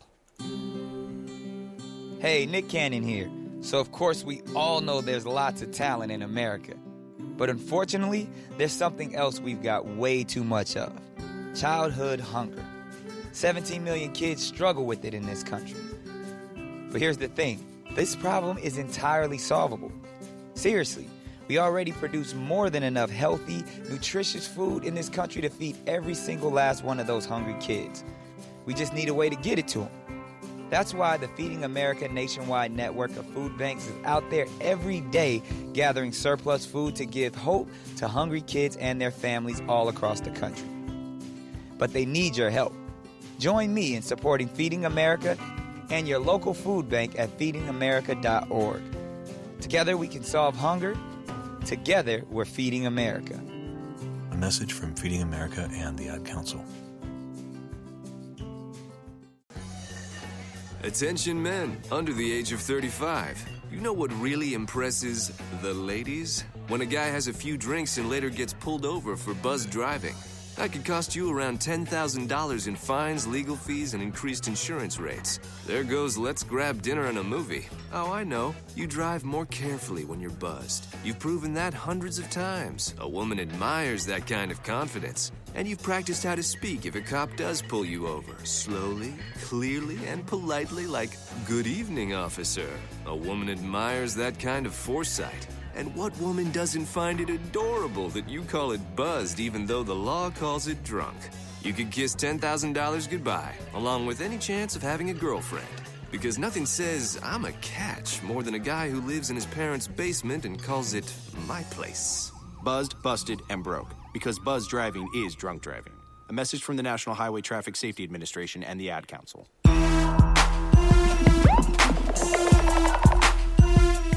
Yep. Had about 29 minutes to go in this week. Once again, appreciate everybody for joining me. I guess that probably was the wrong song to play after that commercial about drunk driving, and now I'm playing I Smoke, I Drink. I'm supposed to stop, but I can't. Yeah, nobody said it was perfect, man. Yeah, didn't think that one through at all. Anyway, this is the One Mic with Big Mike show. Spreaker.com and the app is where I'm being heard every Monday, Wednesday, and Friday starting at 7 o'clock. So please tell a friend to tell a friend. Spread the word as far and as wide as you can. Also, be on the lookout, man. Rodney Perry's coming back to town. He lives here in Atlanta. Coming to Norcross, man. I'm going to have those tickets on deck and the information for you starting Monday, man. We'll try to get those to you so you can go check out Rodney Perry next weekend right here in Atlanta. Go have a laugh with your people, man. Make sure you're following me on Spreaker. Sign up for your free Spreaker account, just like signing up for Twitter and Instagram and all those things. And follow my show, One Mic with Big Mike. Also follow me on Twitter and Instagram at One Mic with Big Mike. And my Facebook.com is One Mic with Big Mike as well. But instead of using just the number one like you do for Twitter and Instagram, spell the number one out in One Mic with Big Mike on Facebook. Now, the Atlanta Falcons, yesterday made a move that kind of rocked the city a little bit, man. You know, a lot of people seem to be kind of crushed about, the Roddy White, the decision, I guess, to release Roddy White. We talked about it yesterday, not really ad nauseum, but we talked about it yesterday. My opinion was that, it's time. It's time to move on and let the young crop people start, and I don't know, people just wanted Roddy to stay here forever and play forever and ever with the Falcons. That don't happen no more. It's a different world as far as sports business is concerned. But the other thing that came out of that was something today. Saw something, I guess it was in the AJC maybe, talking about Laquan Treadwell, the big kid out of Mississippi, University of Mississippi, wide receiver, maybe coming in and filling his spot. Now, they got this kid, Hardy, his last name, I guess, Hardy, from Eastern Carolina last year, and everybody's like, oh, he's terrible. Well, he's a rookie wide receiver. You know what I mean? Roddy White was terrible for 2 years, too. Not saying this kid is going to end up being Roddy White. Definitely not saying that. But, to say this kid was terrible, the team in general could be considered terrible last year. So, it doesn't matter now if the Atlanta Falcons want to go and invest another high-round pick. I think they got this kid in either, the second or the third round last year out of Eastern Carolina. Now it's the matter, do you want to spend another high-round pick on a dude like that? Guys like Travis, this kid's named Travis Benjamin, nice young wide receiver, broke out last year. He'll be available in the draft. Not the biggest kid in the world, but I heard one of those NFL inside dudes talking about his skill set, that you would think because of his size that he's more of a slot guy, but he's not quick enough. He's a straight line speed guy who can get separation. And you saw the work that he did last year in Cleveland with guys like Johnny Manziel and whoever the hell that quarterback was in Cleveland. It doesn't matter. It ain't even worth mentioning. What am I saying? Oh, so Laquan Treadwell. There are also guys like Corey Coleman. I don't know if Corey Coleman necessarily be a first rounder. He had some issues. I think he had some off field. No, he was injured. I may have had some off field issues. I'm not for sure. There's a kid from TCU, had a nice combine. The kid from Oklahoma. You heard my guy Alex Kaptoff Wednesday talk about he may be the best receiver in the draft. More of a slot guy though. Not with the skill set of an outside receiver, but a guy who you can see playing in the slot at the next level. Some of the questions I had was what are we talking about as far as addressing the pass rush situation? You know, I don't feel like it's fair or right. Let me say, I don't feel like it's right to leave or put the onus all on your second-year guy in Vic Beasley. You know what I mean? To now turn around this team who for 2 years straight finished at the bottom of the league and putting the quarterback on his ass. I don't think that's a good sign. I've always said, you know, bring in a veteran. Now you got guys like Bruce Irvin who wants to put his hand back in the ground again. Did I say it again? Say it right? He wants to put his hand in the ground again. All right, whatever. Mario Williams. Charles Johnson from the Panthers got cut this year. Had an abysmal season last year. Showed up in the playoffs when a lot of people say when it counts. But he showed up in the playoffs. Only had one regular season sack, you know, dealing with hamstring injuries and things like that of that nature. I think he's like 29 years old. But I propose bringing in a veteran to help bring Vic Beasley along. One, right? The second, my man Peter, I ain't tell you, Peter Quill. It's Follow Friday, man. So throw your social media information up. I'm gonna shout it out to the people, let them know, you know, what your situation is, tell them to follow you and all these kind of things. But he's checking in the chat room saying the Falcons need to go check out Lawson. He's talking about Shaq Lawson, another kid from Clemson, who, by the way, last year when Vic Beasley came out, everybody was still talking about this kid. It was like, yeah, Vic Beasley's a monster. He showed up at the combine like 10, 15 pounds heavier and like 0.2 of a second faster. He jumped like a couple inches higher. It was one of those amazing. We saw the same thing out of the kid from Georgia, Leonard Floyd, this year. Leonard Floyd showed up. That dude was taller than any. Like, how did that happen? Usually dudes show up at the combine and the media guy lies on them, right? And it talks about how much taller they are than they really are. This dude's media guy said he was shorter than he was. He showed up like an inch taller than he was in the media guy. He was heavier. He tested better than a lot of people. It raised a lot of people's eyebrows. You know, this kid who, because now what I hear people do at the combine, the evaluators, they see these dudes show up and like have these monstrous numbers. It forces them to go back to the tape and say, okay, what are we missing? You know, maybe this kid didn't have all the production, all the numbers and things of that nature, but what can we do with him at the next level? How can we project him? Because you got to take advantage of that. You got to take advantage of the athleticism and maybe some NFL coaching, which a lot of people here, if you're not from the state of Georgia and listening to this, let me introduce you to something. The people who are fans here in the city. A lot of people look at some of the guys who are performing and doing their thing in the league, and they issue an indictment on the coaching at the University of Georgia. Like every year, we talking about top tier draft classes. Every year, hella dudes in the draft. Every year, you know, we see somebody from the University of Georgia just like bang it out in the league, and you start wondering what the hell. Because people are hungry here, man, for a national championship. And every year it's the same. This is gonna be Georgia year. Every year since 1980 has been Georgia's year. And I mean, some years more rightfully so than others, but nonetheless, it never happened. It still hasn't happened since then. Follow Friday, right? Hashtag Follow Friday, FF or whatever it is. You guys follow my dude Peter Quill on IG and Twitter at KingPhilip_47. That's at KingPhilip_47. So yeah. He likes Shaq Lawson. I'm more of the, you know, I talked about going and get you a guy, a veteran dude, Mario Williams, to see what the price is. They saying Mario might still command a nice little price, man, in his third deal. This is his third deal. First overall pick, signed that big $100 million situation with Buffalo, and they still telling me that this dude's price tag might still be kind of steep, man, just because of what he brings to the table. We'll see. And they're saying he might be one of the first ones off the board on Monday when free agency starts. So if the Falcons want to get in there and dance with him, Bruce Irvin, Charles Johnson, you know, the Falcons seem to, like a lot of times over the last couple of years, what have we seen the Falcons do? Wait. They'll kind of let the dust settle, get those second tier free agents. They ain't really panned out. And I will say this too. For all the people who are like, go out and get this dude and that dude and that dude. Understand a couple things. One, you're signing, a lot of times a free agent, see, you're not just signing people that another team can't sign. You're signing a dude that the other team won't sign, don't want to sign. So it's always buyer beware. And you look around the league in the last 10 years or so, you start showing me the impact free agents. Now, last year was a little bit of an aberration because you had like guys like Akeem Talib. I'm like my dyslexia again, getting on my not Cliff Huxtable. What was his name? Theo Huxtable. DeMarcus Ware, another free agent pickup. They had a couple dudes that were free agent pickups on that Denver team, that Super Bowl team, but it don't usually work out that way. Look at the best teams in the league. Usually they just draft well and develop talent, man, especially the teams that are consistently good. So this whole let's get good tomorrow thing via the free agent, no, what needs to happen here in Atlanta, your talent evaluators need to do their damn job.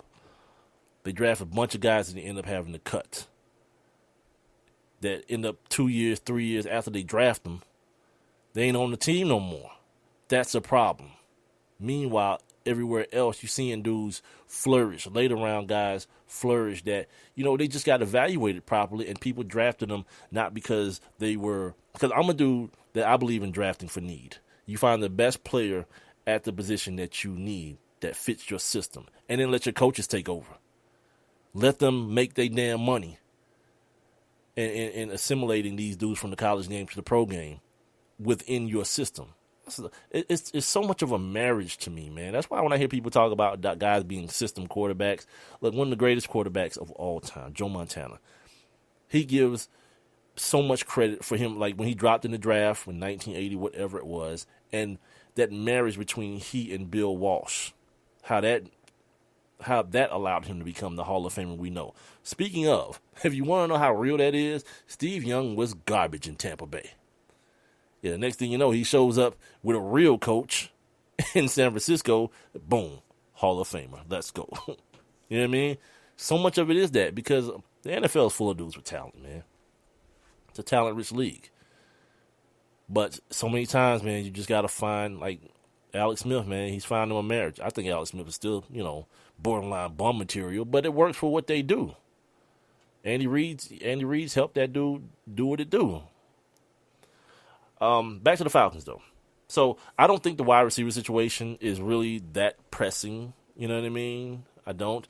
I heard people talking like Martellus Bennett today. Martellus Bennett, they're looking for a trade partner for him. The tight end, former Cowboy, now soon to be, if they can get this trade done, former Bear. Atlanta needing some production out of the tight end position, and I was talking to my guy Mark Cooper, big time from the Atlanta Falconholics, the tailgate crew, talking to him about what's the kid's name? God, not Levine Toilolo, the other tight end for the Falcons. God, what is his name? Anyway, it's gonna pop in my head. But he was telling me about these catches. Like tight ends get catches. You want to be a tight end for me? Get touchdowns, 6 points. Damn, like I don't care. Yeah, like guys like Jason Witten. Jason Witten pile up 99 catches every year, 3 touchdowns. Does nothing for me. You know what I mean? Does nothing for me. I can go get Danny freaking Amendola, one of those little bitty squirty white dudes to move the chains. Cause I need a big body in the damn red zone. That's what I need. And by the way, the draft this year as far as tight ends go, yeah. I'm good. I'm all the way live on that whole situation. Speaking of the Falcons, we got to talk about this. So apparently this kid, Eli Apple, done told the business today on TV. This DB from Ohio State. They do the interviews at the combine or whatnot. And I didn't talk about this, but apparently Brian Cox got into a shoving match with like a Cardinals scout. Their time was up. They get a certain amount of time to interview the players and figure out what they got, and or try to figure out what they got. And the Falcons' time was up, and the scout came to get the dude to take him to the Cardinals, so they can get their full allotment of time. And apparently, Brian Cox got a damn attitude and start pushing this dude. And now this story comes out today. Eli Apple's on TV and they're asking him, the question that you asked, draft picks. What was the craziest question you asked? He's like, I don't know. Maybe I can't say it. Or maybe I will. I actually, you know what? Before I go any further, I actually have I have the quotes here to this situation, man. And it is mad crazy. And like people want to act like they was all, oh, I can't believe that happened. Oh, this is an outrage. Calm down, Sparky. No one got hurt. You know what I mean? It is what it is. Yeah, it's illegal. You can't ask no dude that at no job interview. But, ain't nobody going to press no charges. Because that's when it becomes really a legal issue, when people feel like I didn't get a job because they asked me if I was gay. But that ain't about to happen. So, yeah, you got to move on. Where is this? Oh, he says, quote, this is Eli Apple. I've been asked a lot of weird questions. I don't know if I can say on TV. He goes on to say, the Falcons coach, one of the coaches, was like, so, do you like men? I was like, the first thing he asked me. It was like the first thing he asked me. It was weird. I was just like, no. He was like, well, if you're going to come to Atlanta, sometimes that's how it is around here. You're going to have to get used to it. I guess he was joking. But they just asked most of these questions to see how you're going to react, end quote. Now, the problem with it is, it's like, especially me reading it, I heard it earlier, and now I'm reading it. It sounds like a jailhouse question, like the question you ask the fresh meat in jail. Hey, you like boys? Well, if you don't, you better get used to it, because that's how it is around here. Like, wait, what? It sounds like he's getting them ready to be like you about to be my bitch. And then he gonna sell you like to the next dude next door in the next cell for like a carton of cigarettes or something. Oh boy, they put a new twist on that whole dirty bird, boy. They some dirty like, the one thing you not gonna get out of me ever, ladies and gentlemen, is fake outrage. You know what I mean? Like, I'm not outraged by this as much as I'm all for, like, gay rights, people who like, if you're a dude and you like penis, fine, don't got nothing to do with me. If you're a woman and you like, vagina, by all means, have at it. It ain't got nothing to do with me and mine. So, whatever. That's where you find your happiness. Psh, go ahead, my man or my girl, do your thing. You know what I mean? So, I'm all about that. But, everybody, like, Michael Sam came out of the closet and he announced to the world he was gay. But now everybody got to be fake outrage every time somebody does something idiotic like this. Like as though you couldn't even ask it any more subtly. Like, maybe you ask a dude, so how's your girlfriend? You know what I mean? Or like in some subtle way. You like boys? You got a real pretty mouth. So that's what it, like, when you read it versus hearing it, that's what it sounds like. So anyway, as is per, custom now, every time somebody says something that somebody don't like or might offend somebody or some group of people, somebody's got to apologize, right? So Falcons fans, your head coach, Dan Quinn, he fell on the proverbial sword and apologized. He says, quote, I am really disappointed in the question that was asked by one of our coaches. I had spoken to the coach that interviewed Eli Apple and explained to him how inappropriate and unprofessional this was. I have reiterated this to the entire coaching staff, and I want to apologize to Eli for this even. It should be even coming up. This is not what the Atlanta Falcons are all about, and it is not how we are going to conduct ourselves, end quote. Okay, that's cool. Whatever. You know what I mean? And here's the other thing, too. If the head coach wasn't there, it's a good chance they weren't going to draft no damn Eli Apple any damn way. So he ain't got to worry about all the gays in Atlanta. Look, I asked my dude today, my mom, I was texting with my homie today, and this idiot gonna text me back. Do you like boys? You know what I mean? And so I texted back. I was like, what coach asked it? He was like, of course, it was Brian Cox. Like, I don't know this. Just us joking. But, like, if you had to guess, which coach? You saw Hard Knocks, damn it. Which coach asked this dude if he liked boys?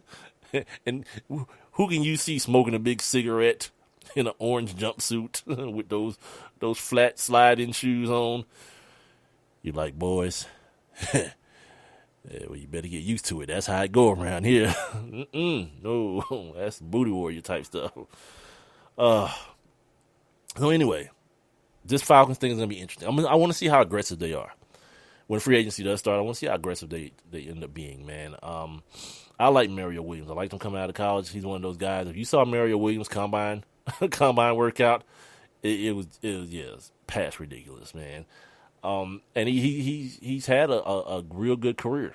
You know what I mean? He has. Last year wasn't good. He didn't really fit into what Rex wanted to do, and of course they now made the decision that they're going to part ways with him. But I don't really see him being a problem here in Atlanta, running a 4-3, needing to get pressure. Now, a lot of people were also talking about inside linebacker, and my guy Alex Kaptoff from NFLDraftBlitz.com, he in his mock draft, his last mock draft, I don't know if the latest one has come out yet, he had the Falcons taking Reggie Ragland, big dude. Now, if you want to compare Atlanta Falcons fans, you want to compare him to somebody, think Curtis Lofton, big like flattened dudes coming through the middle. Also has the ability to do some stuff on the edge as well. To serve a dual purpose, manning the middle of the defense as well as providing some pressure outside. We've seen him do that in Nick Saban's system. And for all it is, Alabama, people talk about the running backs that have come out of Alabama. The linebackers have done a little bit of work in the NFL, man, as far as they're concerned. So I don't see that as a bad. He showed up. And he performed well in the on-field drills at the combine as well, for how much ever stake you want to put into that type of thing. So it's going to be interesting. And as the weeks and days go by, as always, man, I advise you guys, check out NFL Draft Breakdown. If you want to see dudes film that you may not have seen, like over here, like how many people have seen DeForest Buckner? Kid from this big, rocked up kid from Oregon that plays DN in the 3-4 system. He'll be an inside lineman or D lineman in a 4-3 system. If you want to see him play, man, they got all his a lot of times, not all, but a lot of the games cut up for you. Every play that he played against, let's say, Michigan State. You click on DeForest Buckner, boom, you can see the Michigan State, boom. 15 minutes, you watch the whole game. 20 minutes, you watch the whole game. And you can make your decisions, a more informed decision than just looking at Todd McShay or looking at Mel Kiper or my guy on NFL Network, Mike Mayock, who I love, Charles Davis, and those kind of guys. You can actually compare your notes with them, what you see, and what they see, man. And by the time the draft rolls around, you'll know if you should be mad that the Falcons or whoever your team may be, the Jets or the Bills or whomever, picked this dude. You're not just booing because Mel Kiper told you for 6 weeks that the Bills were going to pick this certain person and they didn't. Now oh my God, it's over. The season's over already. You're idiots. Remember how many people were booing Porzingis? Like, I was on air when it happened. I played the pick and I laughed. I laughed because I saw these idiots going crazy and I'm like, I don't know. What the hell is going to happen? What the hell? I don't know. So anyway, that's that. Now, the other thing I want to talk about before I get out of here, I got like 7 minutes. This Erin Andrews thing is weird to me. It's weird. And I can't figure out if okay, let me tell you guys what happened for those of you who don't know. A couple of years ago, she stayed at a hotel. Some dude was kind of stalking her. And he was stalking her and like peeping Tomming her, right? Like peeping in on her. And some kind of way he got a camera into her door hole, into the door lock hole or under the door or something where he could film her like changing her clothes and getting naked and stuff. And then the footage appeared online. And, she was distraught about it. She went on Oprah and talked about it. And subsequently, the world found out who Erin Andrews was. She started doing more stuff on TV, Dancing with the Stars, and she took over for Pam Oliver a long time, like the A-Team on Fox Sunday with Troy Aikman and Joe Buck. Pam Oliver was always the sideline reporter. Well, this Erin Andrews thing got hot. She got on with Fox, and boom, that was over. Now they actually fired Pam at first, then brought it back and like put her on the B team with like Chris Myers and whomever. Moose Johnson or some damn body, I don't know, John Lynch or somebody. But she's like reliving this thing as though it's like so terrible. And now, for all the terrible things that happen to women, and I talk about them a lot on this show, like the sexual assaults and those type of things, they're horrible. You know what I mean? And to relive those things in court, I can see like emotionally breaking down. And these women a lot of times don't get the financial and the celebrity type benefits that she got from this scandal. And at the end of the day, I look at it and I say, I mean, people saw her naked. Now, are we talking about it just being like a product of the way American society treats nudity, that it's a big deal? Because, full disclosure, I saw the tape. I did. And real talk, I had I didn't think, like, I used to work at a local sports station, and the white dudes that I worked with, they was used to be like, oh my God, Erin Andrews, because I think she lives here, as a matter of fact, because one of them worked out at the gym she worked out at. Oh man, she's so fine, she's so hot. And I'd be like, really? Maybe we just got two different eyes, it's two different, like, point of views or something. But then I saw the tape, I was like, all right, yeah, she working with something. I had a little added respect for, for her situation or whatnot. But she's all in court and she's crying. She's suing these people for $75 million. Marriott for $75 million. Now, if you ask me if I go to court and boo-hoo and cry about something for $75 million, yeah, I do it for one. On the real, like, you give me one, and I'm like, yeah, tears is flowing. It's gonna be like Niagara Falls coming out my eyes, pimp. Like on some Noshan Merino tears. Those big, like, ejaculation tears. Like, your eyes are ejaculating. But no. I wish I had some more women, to give me feedback, because how bad is what happened to her? Couple it with all the things that she's gained, and those are some of the cases that they're making in court. The defense is making. It's like, but didn't you come up? And now she's going after ESPN. She's saying ESPN made her do that Oprah situation, the interview before she can get back and clear up everything before she got back on the air or whatever, when she was their employee. It was like this whole big thing, and I'm like, I can see her being upset. But she's like, it ruined my life, it ruined my relationship with my boyfriend, who she's still with, because, of the way people are objectifying her body. But like, bro, you do photo shoots and all that, and that's all that stuff is for. And really, it's not even for people to objectify your body. It's for people to use your body to objectify other people's body. You know what I mean? I don't, like, this is just like that I don't know show. You know what I mean? Like, I don't effing know, man. It's just, like, when things are weird to me and they put me in that position, as much as I love seeing people deal with uncomfortable situations, I love it to death, to be honest with you. I don't like to be in them myself, especially like this. I like to have a clear-cut opinion on the way I feel about things, especially knowing this show, and I can't bring myself to have one. I need some help with this. And maybe later on I ask my old lady. I'm gonna go work out here in a second, man. And when I'm done, maybe ask the old lady, to give her all the details, because she probably don't know all about it, and give her the details and kind of find out. That's why the name of this episode is just like, really? What are we talking about? Like, I don't damn know. It's just weird, man. That's gonna do it. I got some more stuff I want to talk about. Some more football stuff. Golden State Warriors, Steph Curry. Dominique was on Colin Cowherd today, and he was like, man, all they gotta do, I don't see why they don't trap Steph Curry. Dominique, God.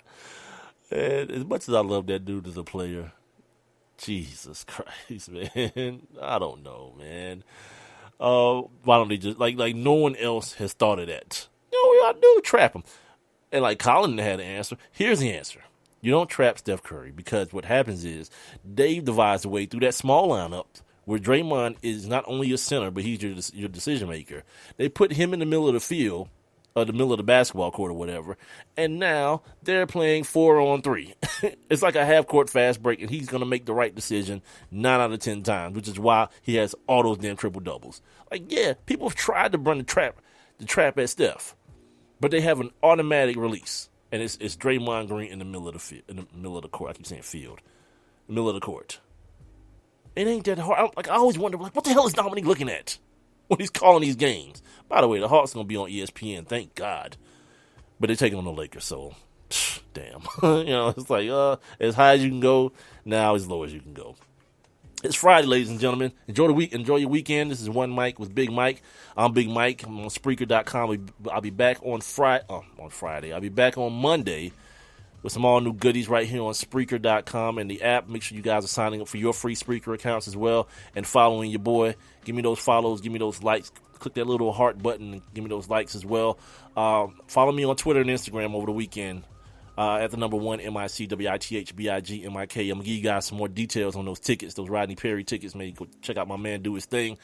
Also on Facebook /ONEMIC WITH BIG MIK. Don't forget urbansportsonline.com coming. Also, One Mic with BigMike.com coming real soon. I'll keep you guys updated, man. But until then, you guys hold it down. Enjoy the weekend, especially if you're here in the A, man. It's going to be beautiful. So enjoy the city, get out of the house, do some things with your people, man. I'll see you guys on Monday.